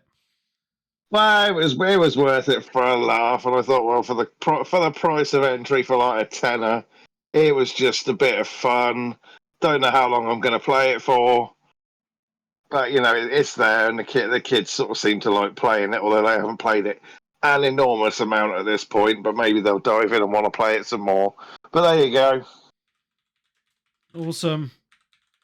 And that is literally about all I've played this last week, honestly. Awesome. Awesome, Nick, back to you. Yeah. Oh God, I feel like I've lost IQ at some point not really sure what's going on. Mate, I'm sorry I'm giggling like a little schoolgirl, but I've been drinking all afternoon and I'm now on the whiskey, so Okay. I do Go apologise. start. And I'm on antibiotics, so that's really going to have a good effect, isn't it? Yeah. All right. Yeah, not played much more, but I played this afternoon. I played a bit of the Doom 1 and 2 HD that came out last year. Oh, sounds shit, mate. It is, because it's a 35-year-old game or whatever it is. And yeah, I played it for a bit. It seemed weird. Because, let's say, I played this back on PS1 and completed it on that. But I also completed it on Game Boy Advance. So, to complete this game on Game Boy Advance is fucking, I don't know, on a tiny little screen like that. But playing it on this, it just seemed too quick and too clean, because it's like, 60 frames per second, if not faster.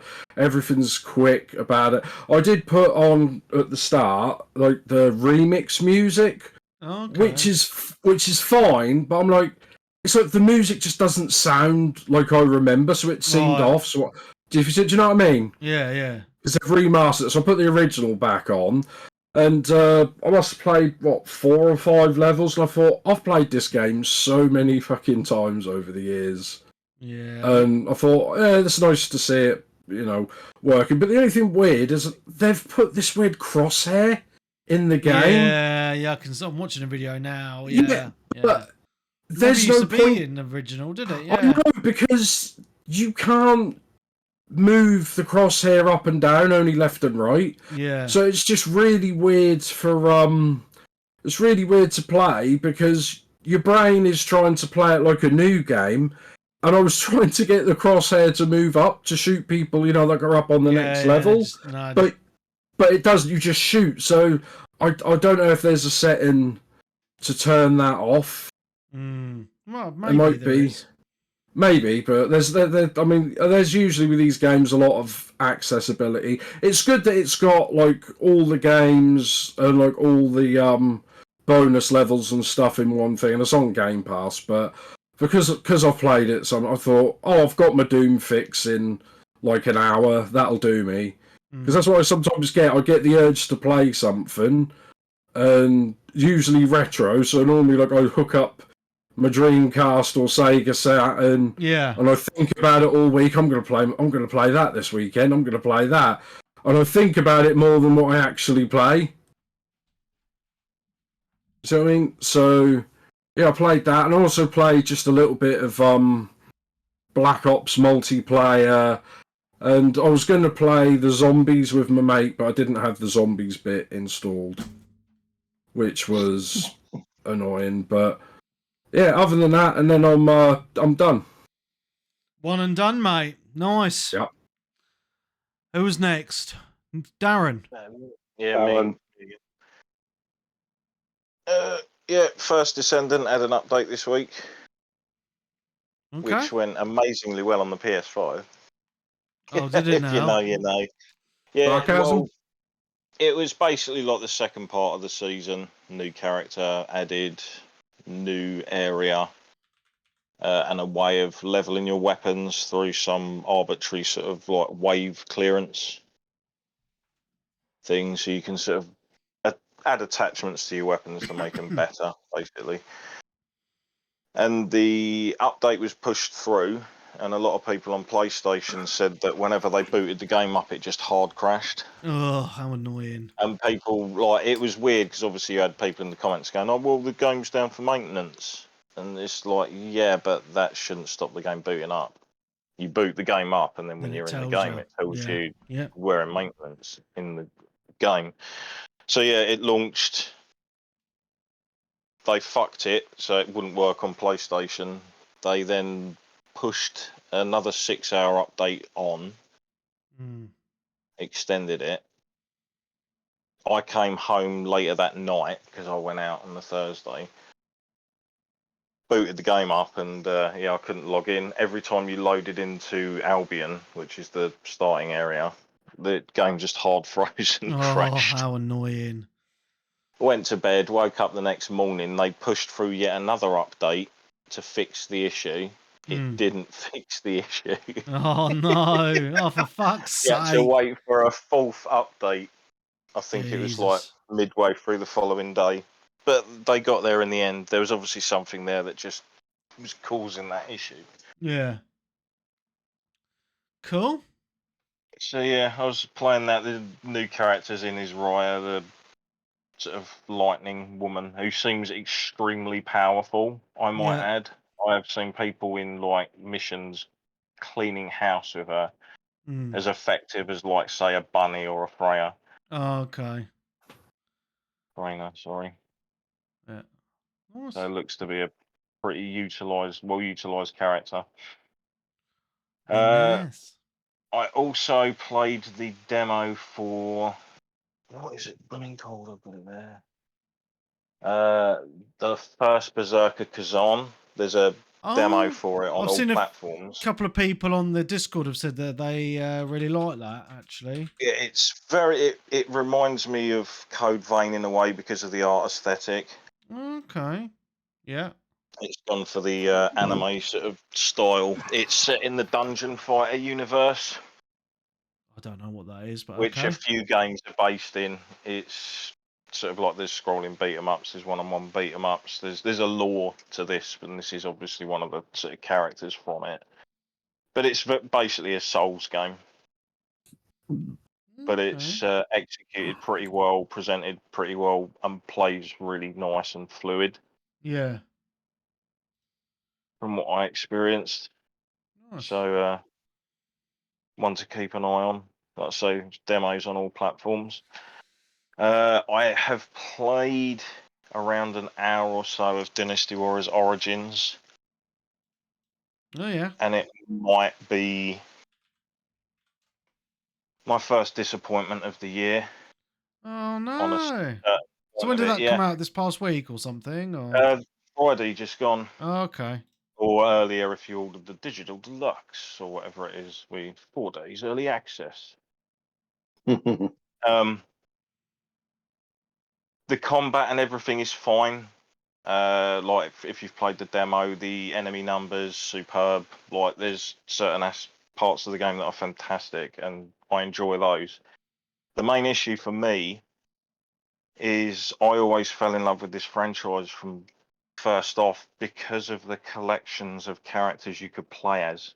Right. Okay. You are stuck just playing this one dude Hmm.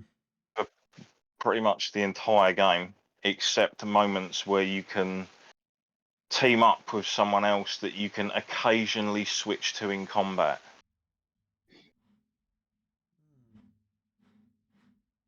I get what they've done. They're basically rebooting it and making it a more story focused game. Oh okay. So it tells the story pretty well. It extends on a lot of obviously the lore and the history of that era in the Three Kingdoms. And I especially liked the sort of introduction and the way they've done the yellow turbans. Because Okay. normally they're always the first battle, or so usually in most of the Dynasty games. They start at that period in time. But yeah, the fact that I can't play as any of my favourite characters actually sort of irks, and knowing that the enjoyment I get from the games is not only just going through the story, but going through it as a character Yeah. and leveling and buffing those characters up as I play through. Right. It's one of Okay. those games where you can just stick it on with most of the Dynasty Warriors games. You can go in and play a match or a game. You will level up and you will earn usually permanent stat increases to your character. So every time you play it, you're leveling the character up. Yeah. You always feel like you're sort of getting better or higher with that character, obviously until you hit cap, but then you've got all the other characters you can play as Right. and unlocking all their weapons and stuff. And all of that kind of aspect that I love from the series has been removed. Oh, that's a bit silly, And that isn't to it? me is kind of a bit gutting. It's Yeah. like you've got everything there apart from just that. And the fact, yes, a lot of the characters are missing due to the time period that this game will cover, because it doesn't go right into how far the other Dynasty games go. Right. Okay. So there will be obviously certain officers missing, and so the officer roster anyway is toned down, but they are in the game, but they're just NPCs, and obviously up to 9 of them can be your sort of Bond character that you can switch out with occasionally in fights. All right. Okay. The combat plays out enjoyable. It's a mix of hack and slash and a little bit of Blade Storm, if anyone has ever played that. It was another game series Koei Tecmo did. It was kind of loosely based on the French and English war, Oh, okay. No, I'm not like playing. back in medieval times. And that had a lot of like battle tactics where you could send units into other enemies and Okay. No, sounds concentrate fire interesting. with your archer unit and stuff. So it's one of those where you're like, you've got everything there, Yeah. but the one aspect that I love the series for. So, and to me, that's sort of disappointing in a way. Okay. Another game I'll talk about briefly, because I haven't played it a great deal. It's sort of like the last sort of game I played. Was I started playing The Last Faith. I've never even heard of this one. I'm sure I've definitely mentioned this because this was a game I had my eye on for a while. I think it came out originally about, I think it was a couple of years back digital. Oh, Then right. it came out physical towards the middle to the end of last year, I believe, and I picked it up then. But I've only just started playing it. It's, from what I've played of it so far, it is a sort of Bloodborne-inspired Metroidvania game. I was going to say, it looks a little bit like Castlevania With a Symphony little of the bit of Night. Yeah. souls mixed in, like Okay. of that kind of sort of thing. This looks quite cool, actually. It is very well done Nice. Yeah, it does look for what it wicked. is, Yeah. and the music is great as well. Yeah. Cool. Like the music's great, the voice acting's reasonable, and I just expected to buy the game. I just looked at it for what it was in the trailers and thought, yeah, I like the look of that. I'm going to try sort of get that. Yeah.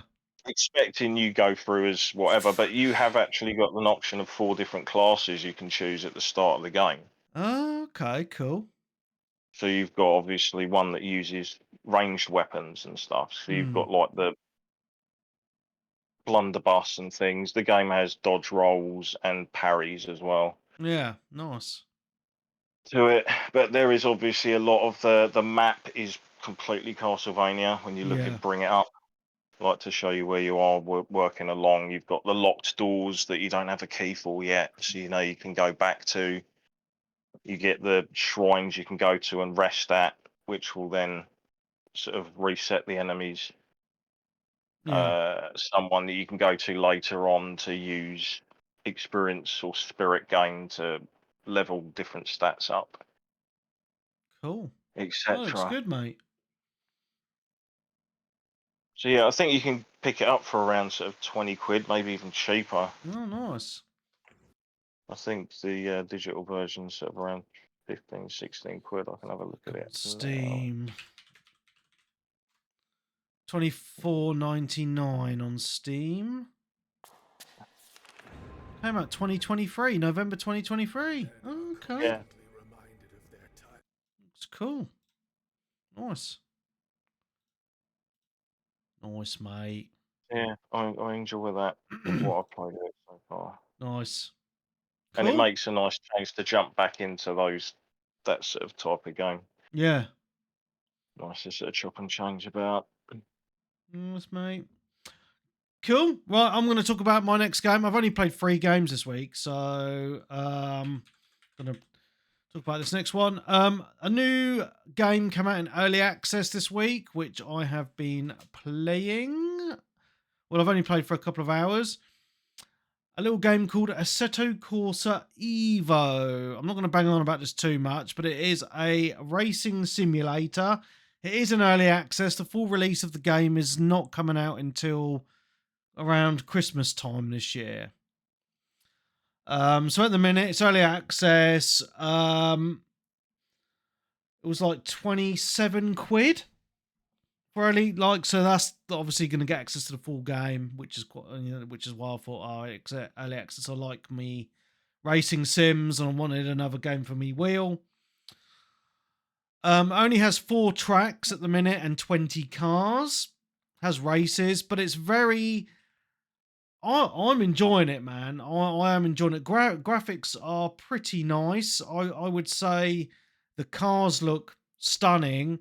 It's just the actual, like, backgrounds of the tracks maybe need a tiny bit of work, but the actual, like, people, the fans and stuff like that look pretty decent.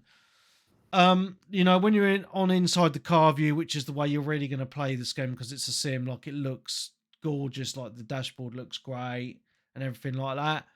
I've been using it with my racing wheel, G923 racing wheel. It feels really, really solid. Feel every single bump in the road, all the curbs and all that sort of stuff.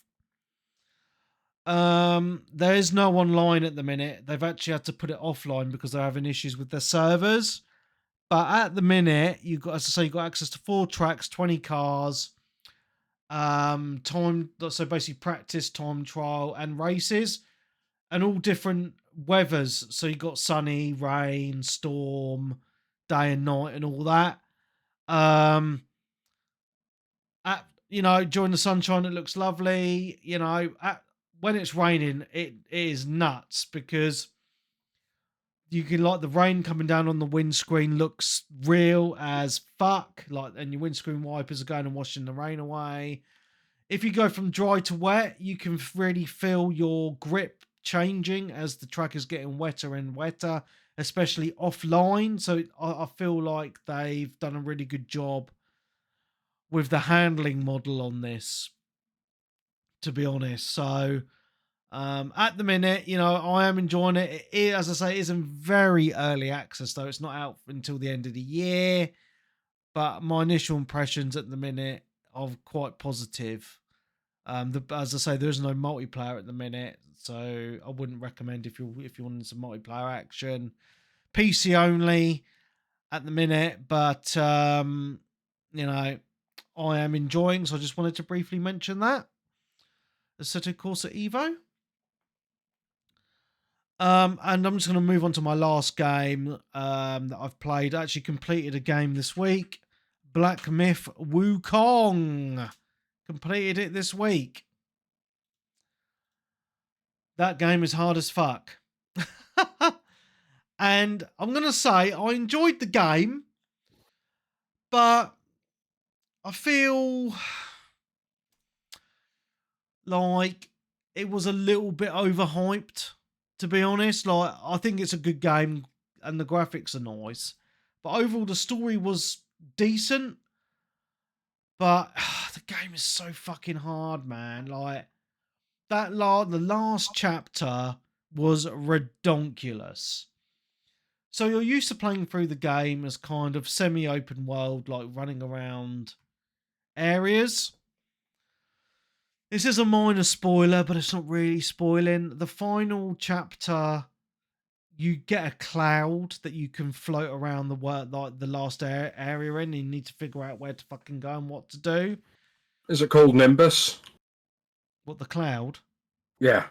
I can't actually remember. Why? Why'd you say that? If you know, you know. Well, anyway, it's a cloud. And then you got to figure out there's bosses you got to do and stuff like that to, like, unlock the end area of the game, blah, blah, blah, blah. And it was just so, it's like, you think Dark Souls is hard. This is fucking silly hard, man. It's fucking ridiculous. But anyway, I managed to finish it. I might have had some help with some cheats. But yeah. How do you cheat? PC game, mate. It's PC, innit? Oh. But yeah, I managed to finish it, which was good. But I think the difficulty spike towards the end was ridiculous. And I think without said cheats, that I would never have finished it. I would have just put it down and given up. When you say cheats, do you mean accessibility options? No, I mean actual invincibility. Oh, you fucking Yeah. twat. What's... yeah. Yes, Yeah. it happens. It may or may not have happened. But graphically, it's lovely. Gameplay, is fun, with the dodge mechanic and the upgrades and all that sort of stuff. But I just feel like the difficulty spike on the last chapter, and particularly the final boss, was just fucking redonkulous, and I had to cave in the end. But good game overall. But I would say, like, if I had to give it a score, I'd probably give it like a 7 out of 10. It's not like 10 out of 10 game of the year material, in my opinion. I do feel like it was way overhyped before it came out. I really, really do. It's still a good game, but not like, oh my God, amazing game, I need it now, blah, blah, blah. It's just a good game. Yeah. So. Well, you're not getting it on Xbox. It's never coming to Xbox. They've already announced this. Mm. So. Yeah. That's all I can say on it, really. So, Darren, I know you've got it on PlayStation. Have fun, mate. And let me know if you finish it at some point, because you will be a master if you do. So, yeah. Are you sick of these Do you try and blitz Souls through the games yet? or not? I did take my time a little bit, but I just felt like it's hard to. I don't want to spoil the ending, the end boss, because it will just be, it'll just ruin it for you. So all I'm going to say is, it was redonkulous. That's all I want to say. Because if I tell you any more than that, mate, it would be a massive spoiler for the story. So I don't want to say anything else. So Yeah. but no, I enjoyed it for the graphics and the gameplay, and it didn't hold your hand or anything. But as Nick was trying to allude to, I believe, was it's become like a thing since Demon Souls / Dark Souls. There's been a lot of games that are trying to copy that kind of mechanic, and I'm just like, and I think, yeah, it's just getting a bit samey now, And I know this is faster, more fluid with the upgrades and the gameplay and that, but it is still quite similar to those games, if that makes sense, So. Well, you're always going to have that with a game of that type. Yeah. Yeah, of course. So. Meh. That's all I've played, guys. Have you guys played anything else? Graham or Nick? No. Okay, cool. I know Darren went through all his as well. So let's get into the news. There's been a little bit of news this week. Oh, have you played anything else, Darren? Sorry. Oh, no, it's just like the usual sort of Final Fantasy, etc. Yeah, I did finish the Final Fantasy expansion this week as well, which was quite enjoyable. Quite short, but enjoyable. They're getting better at, I suppose, those sort of like weird single battle things that come up. Yeah. Yes, definitely. This one was much better. Yes. And I like the dungeon as well. Indeed, it is a lot of fun to be had. The Hildebrand, I haven't started that yet. Oh, I did. Yeah, I've started the Hildebrand. It's quite good this time around. Actually, it changes it up quite a bit, which is quite nice, just story-wise, Yeah. I've only started it. I've not finished it. So that's all I'm going to say. I don't want to ruin it for you. So. No worries.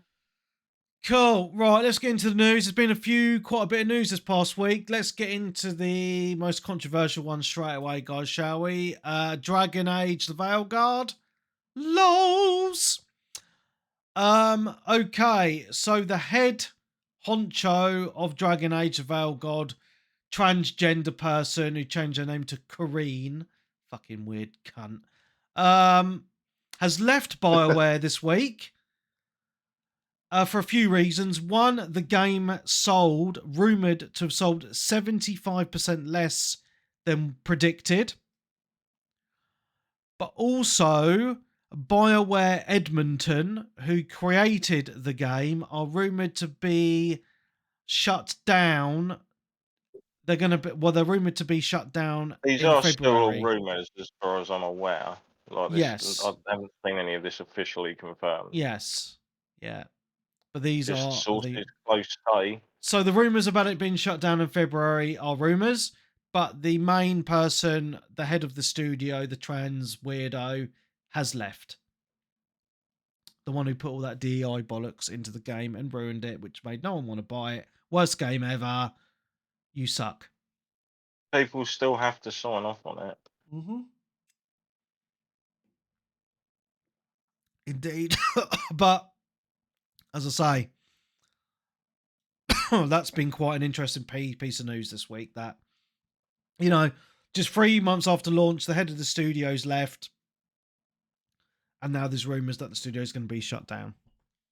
So It's a shame, really. it is a shame, because if they'd actually listened to their consumers, they would have made a decent game. What they say, Webby? Go woke, go broke. Indeedly do, mate. Indeedly do. And I don't blame the person for doing it. You know, the people higher up from them should have known better, and the people actually making the game probably knew. Yeah. You know, the only press it seemed to get was this sort of negative. Well, I say negativity. It's negativity for, you know, the majority, but it was a positive for the tiny percentage of people that feel better about their situation. Yeah. That, you know, that other people are doing it or something, and that's team them or something. I don't know. Yeah. I don't like to get too much into it. It's just, I mean, we've all had a job where you're thinking, fuck me, these managers just don't know what they're doing, and no matter what you say to them, they're just not going to listen. You've just got to watch it burn, and it's not good, is it? No, you know, and I don't want to be happy about people losing their jobs. I'd never be happy about that, but it's their own fault at the end of the day. You know, they did not listen to the consumers. The backlash has been there for a long time. People don't want this stuff in their video games. Video games are an escapism. We've kind of said, or talked about in the last few weeks, about the fact that you used to see stuff for games years in advance. Yeah. Like you'd get a trailer for a game and a bit of gameplay footage, and then you might not see the game for 2-3 years. Yeah. That has shortened considerably. Yeah. There have been reasons why, but it's also, if you do it like that, and the reaction is oof, you can't course correct. You haven't got enough time to course correct. No. So you're kind of the rudder's broken and you're heading for land. Yeah. And there's not much you can actually do apart from kind of try and patch the ship up to take the impact as best as it can. Yeah, I know what you're saying. Yeah. Yeah. I mean, if they want to progress and put that sort of stuff in a game, do it in an interesting way that doesn't really offend anyone. Just have a cool character in the game, and just don't make a big deal. We've had LGBT characters in video games before, going back 20 years. There was one in Shenmue, and it just nobody noticed or gave a shit. It was just a cool character. Just don't throw it down people's face. I mean, this game the game companies don't necessarily do that. It's the media that does that. Yeah, I know, but when this one did, that's what I'm saying. It literally told you if you misgender someone, you've got to get down and do push-ups. Yeah. And then after that mission, kept misgendering that character for the rest of the game. So I was it just, do it properly. Don't just do it for the sake of doing it. It wanted to make everybody who's not part of that community feel bad. And did it make the small percentage of people who are good because it was in there? I don't think so. Majority of those people are happy to just be left alone and get on with it. They don't want all that negativity and attention for stuff like that. No, and it's not I know there's a vocal minority of us against it on social media and all that, but people have spoken with their wallets on this game and others as well, And that's what's going to hurt them because, you know, they can say all they want. Oh, people aren't buying it because they're sexist, racist, or whatever. No, it's people just don't want those sort of games. And but it's not just games; it's in movies as well, and people aren't watching the movies as well. And I don't think it's because that. It's also because people ain't got as much spare cash as they used to. There's games are a lot more money now, 70 quid. So it's not like you could just buy a game for 30 quid, and if it's crap, just trade it in because, well, plus you can't trade it in as many places now because, you know, Game don't accept trade-ins, do they? No. So it's only like CEX, so their prices are crap now. So no one's going to take as many risks, and no one's going to buy any games because it's oversaturated. Yeah. But I don't know. But that doesn't look good for Mass Effect, though, does it? No, if they're going to make a Mass It Effect. might be being developed by another studio because this is only Bioware Edmonton. We shall see, I guess. But yeah, you know, and I think a lot of people are just like, you know, really look into what the games are before they buy them even more now. You know, got access to a lot more, you know, YouTube, Twitter, or whatever. You know, look at really into these games before they buy them. Whereas back in the day, you know, it was just a magazine or whatever. You know, your people have a lot more insight into what they're purchasing, which is good in a way, I believe. You know, yeah, but it wasn't just that though. It wasn't just this. What was in there? Like, no, the voice acting was. Some people said it was absolutely atrocious, and then other people said it was brilliant. So it's kind of conflicting information. From what I saw, the voice acting was terrible. The gameplay was repetitive, and the story wasn't as interesting as like the first Dragon Age game on 360. So it's not. It didn't flop just because of this. It was also a poor game that had this in. Yeah. And yeah, I just feel sorry for the developers because they knew, didn't they? They'd rather put their effort into making a good game, and I know they do. You know, they get a lot of grief, but they do work long hours and work really hard to try and make a game. But like I said, if you trying and you're telling all the management, nah, mate, this isn't right, and you get told to just get on with it, what are you going to do? You just got to take the pay. You want to pay your paycheck, don't you? Yeah. Yeah. Right, let's move on. Big news this week that we haven't talked about yet. The Switch 2 has been announced, guys. Yay! Are you excited? Medium. Just medium? Yeah. I bet that, okay. Fucking hell, Graham. Yeah, I'm looking forward to it, but it's like, well, they haven't shown me anything to super get me excited. It's like, it looks good, but... It looks like the Switch 2. It looks like another Switch. Nicer, robuster. Yeah. I don't know why they couldn't give us more info than they have. I mean, what was it, a 2-minute trailer? Just showing what it looked like, and the new Mario Kart. Yeah, it's a 3D rendering of what it looks like, and 10 seconds of Mario Kart, which I think a few people have said that is a new Mario Kart because of Donkey Kong. Yeah, well, it looks like they're in Radiator Springs, mate. Yeah, so... Which is nice, because if they were just saying, oh, play Mario Kart 8 again, I think that people would get sick of it. Well, the only thing I'm worried about is the Joy-Cons don't slide in anymore. They kind of click in, but I'm worried about there's these bits on the actual device themselves which poke out, and I'm worried that they're going to get broken quite easily. Mm-hmm.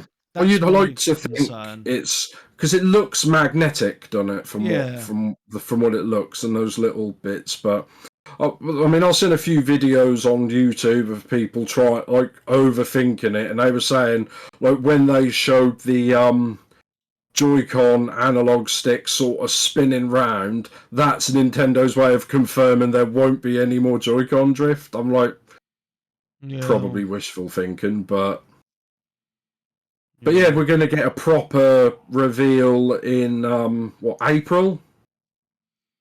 Yes, it is in April, yeah. Yeah, and there's some events in London where you can go watch a thing and actually get hands-on with it, but you have to sign up online to go into a ballot, and if you win the ballot, you can purchase tickets. Nice. It's like that sort of thing, which a few of us are signed up for, but yeah, it's interesting. I mean, the only thing really big that they told us is that it is backwards compatible with the first Switch. Yeah. Digital and physical, which is good. Yeah, that is good. Yeah, that is. Yeah, and they were talking about the asterisks. There a caveat that it's there's a little asterisk where it says some games may not be fully compatible or may not be supported.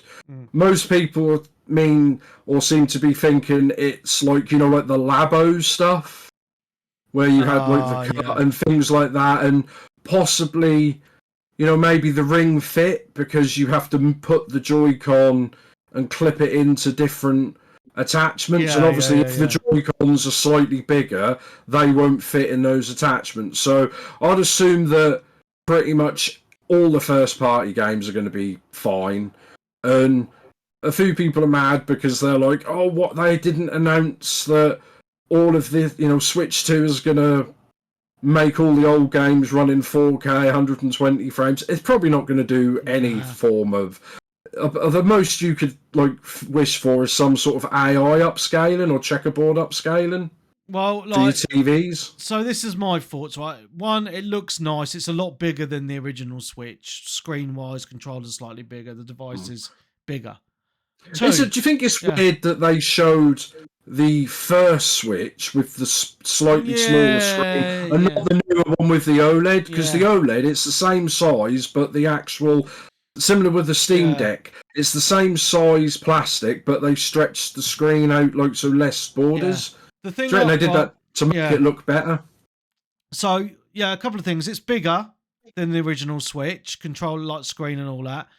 The way that they're differentiating between the cartridges is the Switch 2 only carts are going to have like a little thing in them to stop them from going in the original Switch, like a little knobbly notch bit. The thing I'm worried about, I mean, I'm not going to get one because I've got a Steam Deck, so whatever, but is the Switch 2 going to be an OLED? Yeah, that was on my thing. I put a list of what I want. So I'm saying, I want it to be OLED, and the screen wise, I mean, even the Steam Decks aren't 1080p. What are they, 800p?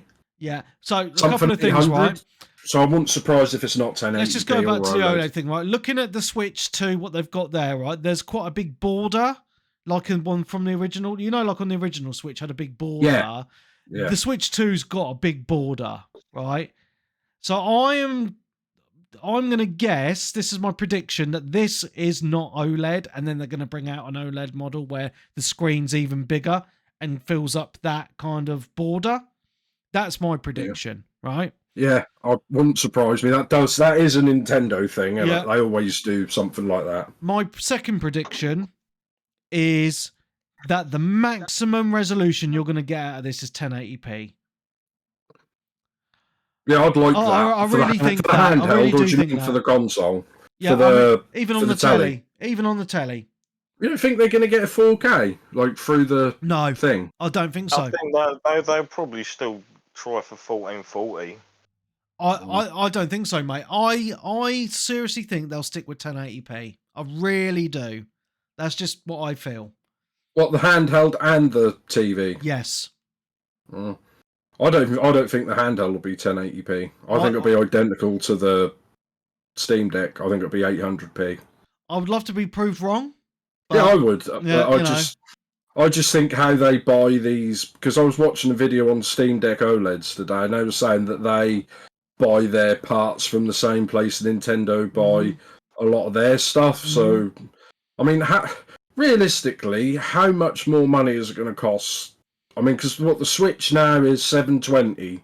But there is quite a lot of handhelds out there that do 1080p, like the Asus ROG as an example. So, you know, I'm glad they're doing a Switch 2. It's about fucking time. Do we like the name? Because this is the first time Nintendo have just used a 2. They've always had weird names, which I think, because I think the Wii U completely killed it for everyone, and they didn't know what it was. They've done the right thing here. They've listened, done their research, and they've done the right thing. Definitely agree with that. Yes. I mean, I'd have liked it to be called the Super Switch, but then I think a lot of people might think the same. Oh, it's just a slightly better version of the Switch. I'll wait for the Switch too. And yeah. I think that's just slightly. Well, I say slightly clever marketing. It's just basic, really, isn't it? Yeah. So yeah, I think it looks nice. It looks a lot more grown up than the original Switch with the way it's designed, I believe. I'm just intrigued to hear about how powerful it is. Now, there has been some apparent leaks online. Some people have said it's going to be about the power of a PS4. I've got this something on WCCF Tech, where they've said apparently the Switch 2 computing power is 1.71 teraflops, which is 1/4 of the 12 teraflops of an RTX 3060, which would make it less powerful than an Xbox Series S. So yeah, maybe around PS4 kind of performance-ish, maybe. Yeah. But Nintendo doesn't really. The games they make don't really need that type of horsepower, do they? They don't make those realistic games, do they? No, well, Nintendo are in a different league to say Microsoft and Microsoft and PlayStation, where they're going for grunt power, whereas Nintendo just go for fun games. You know? Yeah. So, no, I'll be interested to see more in April on that, but yeah, definitely. What do you guys think about what price it's going to be? I reckon 300 at least, 350. I reckon 450. Really, I think 350 because I mean, like I said, I don't know. Well, my mate's got one Steam Deck. He got one just before Christmas, so for some reason I want one now just because he's got one. Because I don't know, it's peer pressure or something. And I was looking at it, and I'm just thinking, if this is the same price as a Steam Deck, I don't know why people would buy a Switch over a Steam Deck. The thing is, right, you got different versions of Steam Deck, right? So you got. Oh yeah, but if this one is not not on OLED, you could get the LCD Steam Deck, which is like 350, and then the OLED I think is what 480. 480. Yeah. So if the Nintendo's going to be 450, and then obviously I know it plays all the old Switch games, but when it comes out, you've got to wait for all the new stuff. Whereas if you buy a Steam Deck, you've just got absolutely shitloads of games ready to go. And also, if you hack it or use emulators, you can put all the old games on it as well, can't you? So you've just got more games on that. That's why I think they have to be like 350. I think that's the max they could go. Well, so that's why I don't think they'll go OLED. But we'll find out in April, and I assume everyone will go. When do you reckon the release date? Summer or going to wait till Christmas? Christmas. That's what I reckon. They've been known to release stuff in the summer, though, haven't they, Nintendo? Okay. I think they've released a lot of the Game Boys in the summer and back to school type thing. Oh, okay. I think PSP did that as well, but I don't know. We'll find out in. So you don't think it'll be like the first week of April and they go, and it's out in 2 weeks? No, I'll be very surprised. Yeah, because I don't think any games other than that Mario Kart they showed, nothing's really leaked, has it? No, it hasn't. Yeah. Yeah. Cool. Right, let's go on to. There's been quite a bit of news this week. So, some sad news for people with jobs that no longer have them. Microsoft are laying off another 1,900 employees from its gaming division. That is ridiculous. Yeah. And there's going to... oh, sorry. I read this wrong. So apologies. Scrap that. Last year, Microsoft cut 1,900 employees from its gaming division. They have just announced they are going to do another round of layoffs for an unknown amount of staff in the gaming division. So they're going to be doing more this very soon, which is sad. I worry about them. I What, do the too. people or Microsoft in general? Yeah. Well, you worry about Microsoft or the people?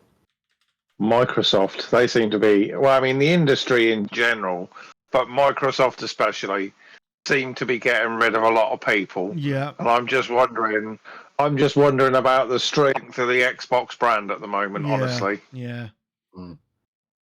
Yeah. It just seems It's just a little seems like they're all in on Game Pass, and that it's making them money, but that could just, like, within 3 months, that could all can just completely go to shit, and then they're in trouble, can it? I feel like Microsoft are going the way of Sega in regards to I feel like they're just gonna make all their games, the few games they've got, just multi-platform and just squash the console division.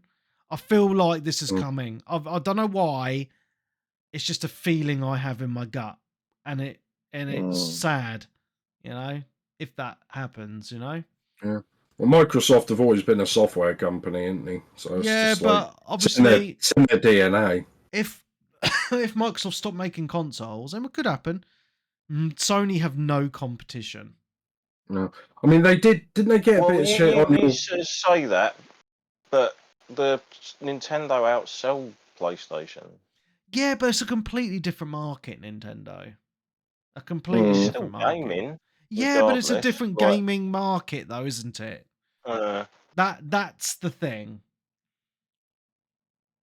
More kiddie games and shit, Well, yeah, I mean, you got to think, Webby, when Marcus is like a little bit older and then you buy him his first console, are you going to buy him a Switch 2 for 350 quid, or are you going to buy him a PS6 Pro for £1,000? Well, he's already got a Switch, so... Well, exactly, that's my point, exactly. Yeah.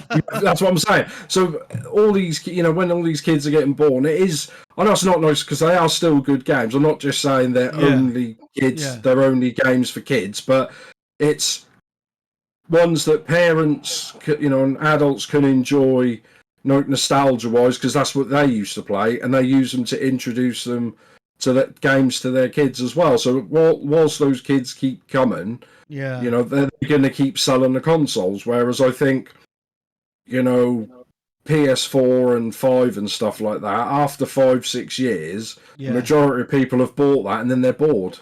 Yeah. We shall see, but no, it's just sad times. We'll see what the future holds. So, but they also, I think that's when you had your month off, though, Webby. I remember Phil Spencer and a few people. They were putting out these tweets like, "This is an Xbox," and more people were saying I think that sort of kicked off again because they showed a picture. I want to say a picture of a PlayStation or something, and someone like Phil Spencer liked it, and I'm just like. But I think that I don't like it, but that's where I think games are going in general. It's just going to be a streaming stick or built into your TV, and you're just going to stream games like we stream Netflix. And I know we're not there yet. Fuck that. The technology. No. I just think that's where they all want to go, mate. They've all got that service. PlayStation have got it. Xbox have got it. I think Nintendo haven't yet because they haven't really gone all in on that.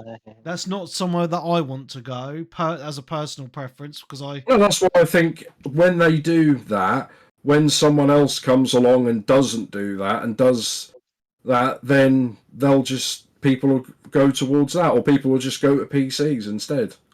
Well, funny that. Let's talk about PC, shall we? Just very briefly. There was a bit of news on that this week. A report just came out last week saying that PC games are now outselling console games. It's a bit of a turnaround, isn't it?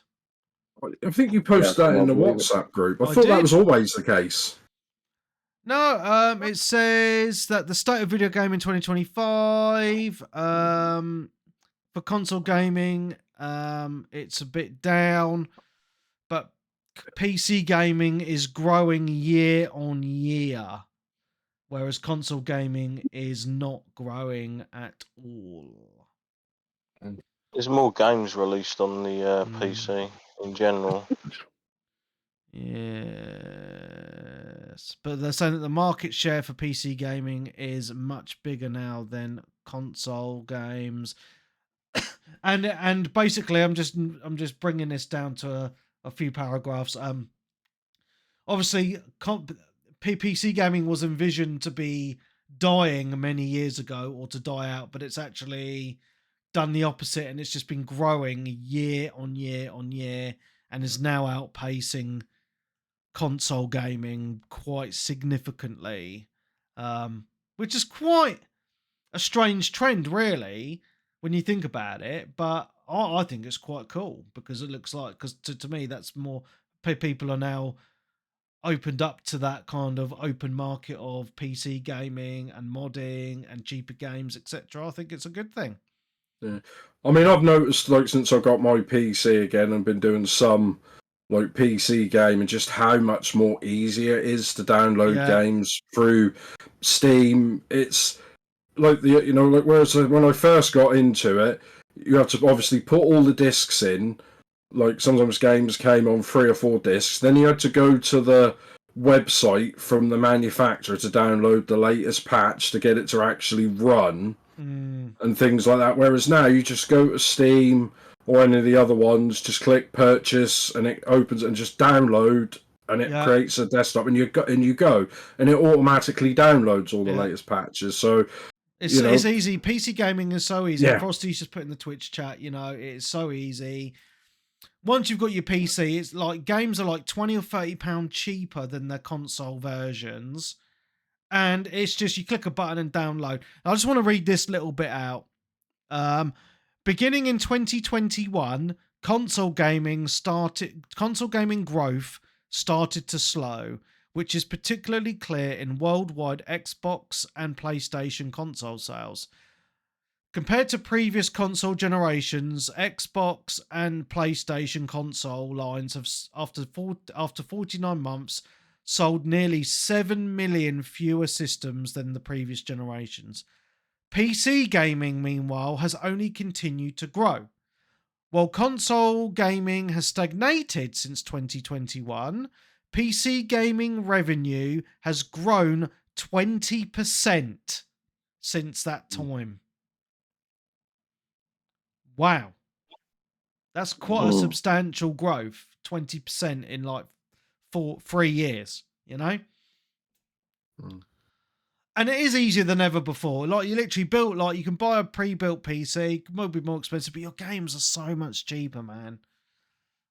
And that's why I've stayed with PC gaming since 2017, when I built my first decent PC, So, a game is 70 quid on PlayStation. It'll probably come out a year later on PC, but it'll be like 30, 40 quid, I mean, you get so many on CD keys on release, like a lot cheaper as well, don't you? Yeah, that's it.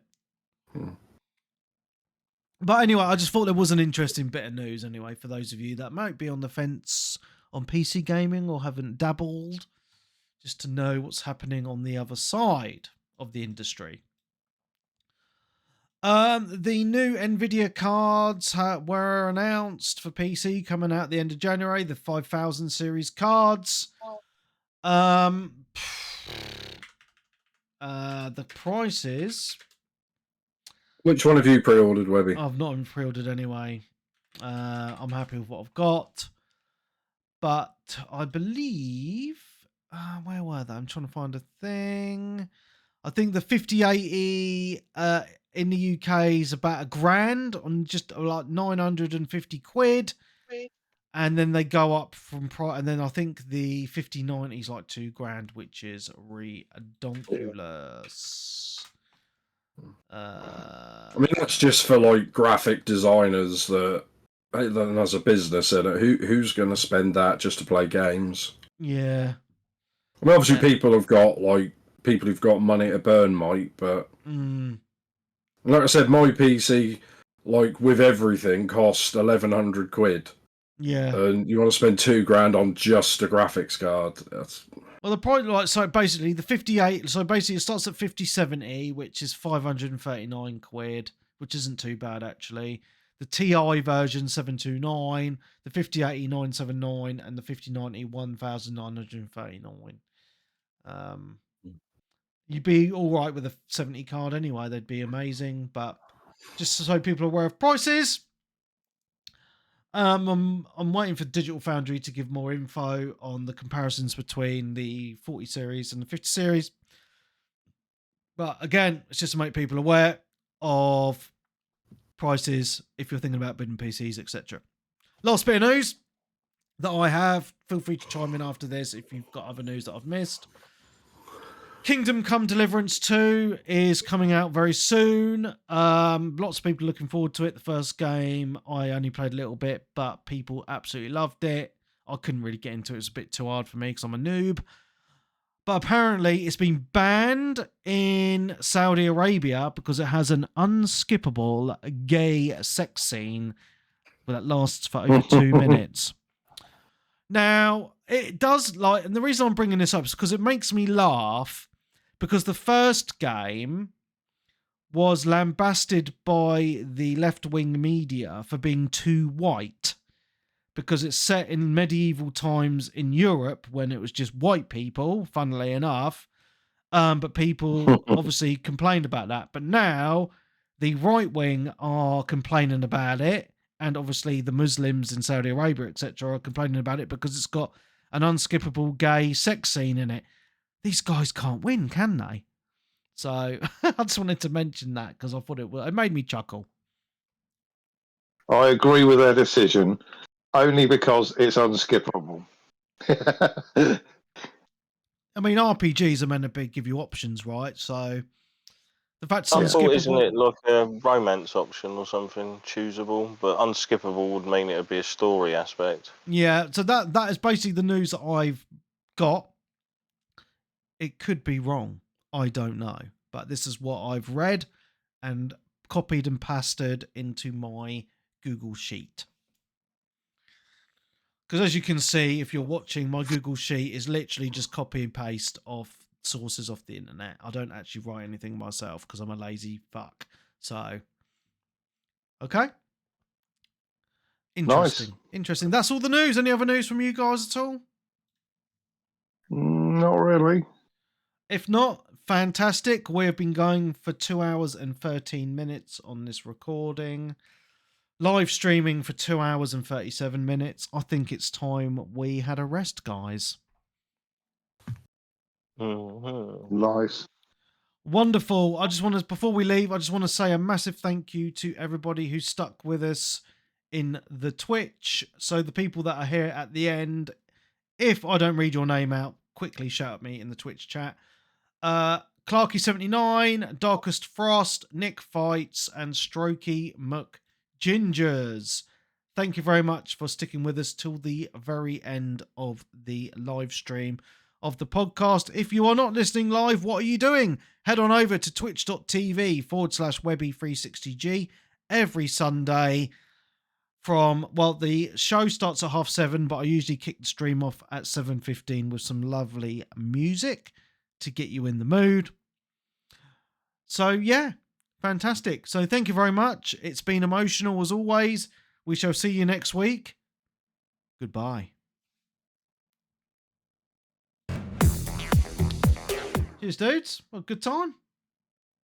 Cool. First proper show of the year. I enjoyed that. Oh, was it? No, the one before the Game of the Year one wasn't it? That's right. Oh, man. I think I might have talked about ARMA too much, but I'm just loving it so much. Mate, I nearly left the fucking chat. I don't blame bored. you. Yeah. Fucking hell, man. I thought I heard someone starting to snore. I was like, what happened? Oh, dear. I was trying to find my iPod to skip. I thought I can't do that in live. No. Fucking hell. Lols. No, it looks good. It's just I'm getting a bit funky with games now. I just look at my shelf of like 200 games that I need to play and just think I've got nothing to play. Yeah. First All good, mate. All good. world problems. Yeah. Yeah. So many games, so little time. And just that, so many of them are like 100-hour or 100 hour of games. Yeah. I'm like, mate, that'll take me 3 months to stream or talk about, and I can't really stream. Do you know what I mean? Yeah. I know what you mean. But then I can't play like someone I know who streams. He's been playing like what's it? The Shining Force game on Saturn, which they're like 80-100 hours, and like the scenario 2 and 3, and he's been playing for like years on stream. But he'll play that on Tuesday, and then he'll play a different game on Thursday, and play another game on Saturday, and I'm just like, I can't play one game for like 2 years. Yeah, I know what you mean. I should give up work and just play games instead. I like that idea. Works for me. I don't know who's going to pay me to play games, so. Your subscribers.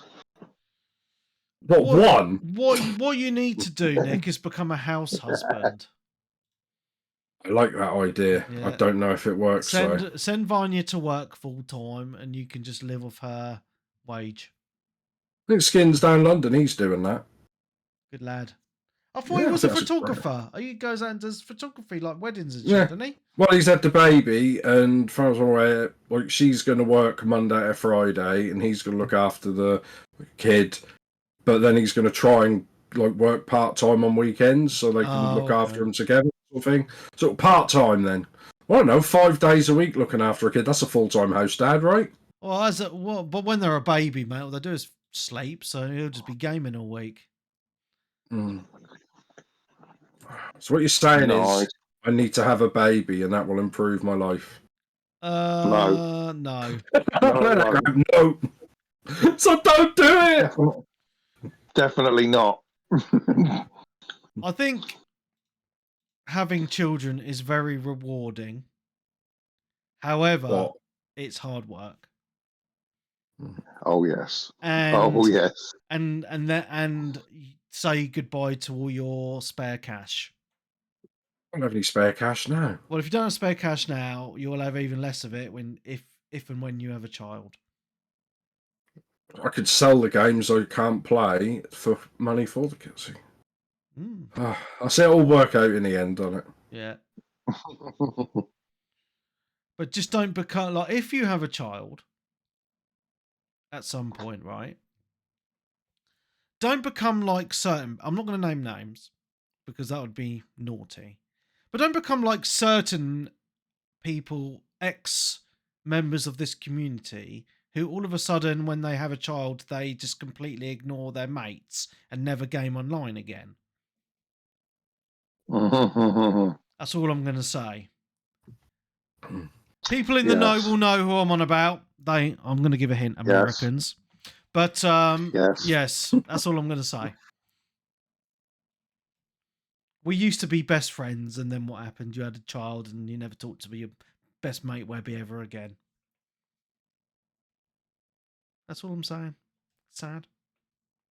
What you're saying is they need to get their priorities and play with you online rather than look after their children. Mate, you can do both. You can do both. You can. Or at least send Webby a message saying, look, mate, I can't because XYZ. Not even a message. After years of friendship, you fucking just cut me out like a piece of shit. Sad times, mate. You know? Oh. What do they call it? Ghosting. Fucking ghosted, mate. Oh. Yeah. I've been ghosted by a few people in this community and ex-podcast hosts, I might add. It's not nice. That's what I'm going to say. It's like Tinder all over again. Oh, I know. Yeah. Don't do that. Don't do that. Fucking hell. Yeah. Right, on that note, I'm going to go and jump in the shower. Don't be fucking ghosting me, Graham. You know what? I'm under pressure now. All right, guys, it's been awesome. Thank you so much. Hello. And I'll talk to you soon. I'll talk to you in the week on the WhatsApp. Catch you later. Bye. Like, Right.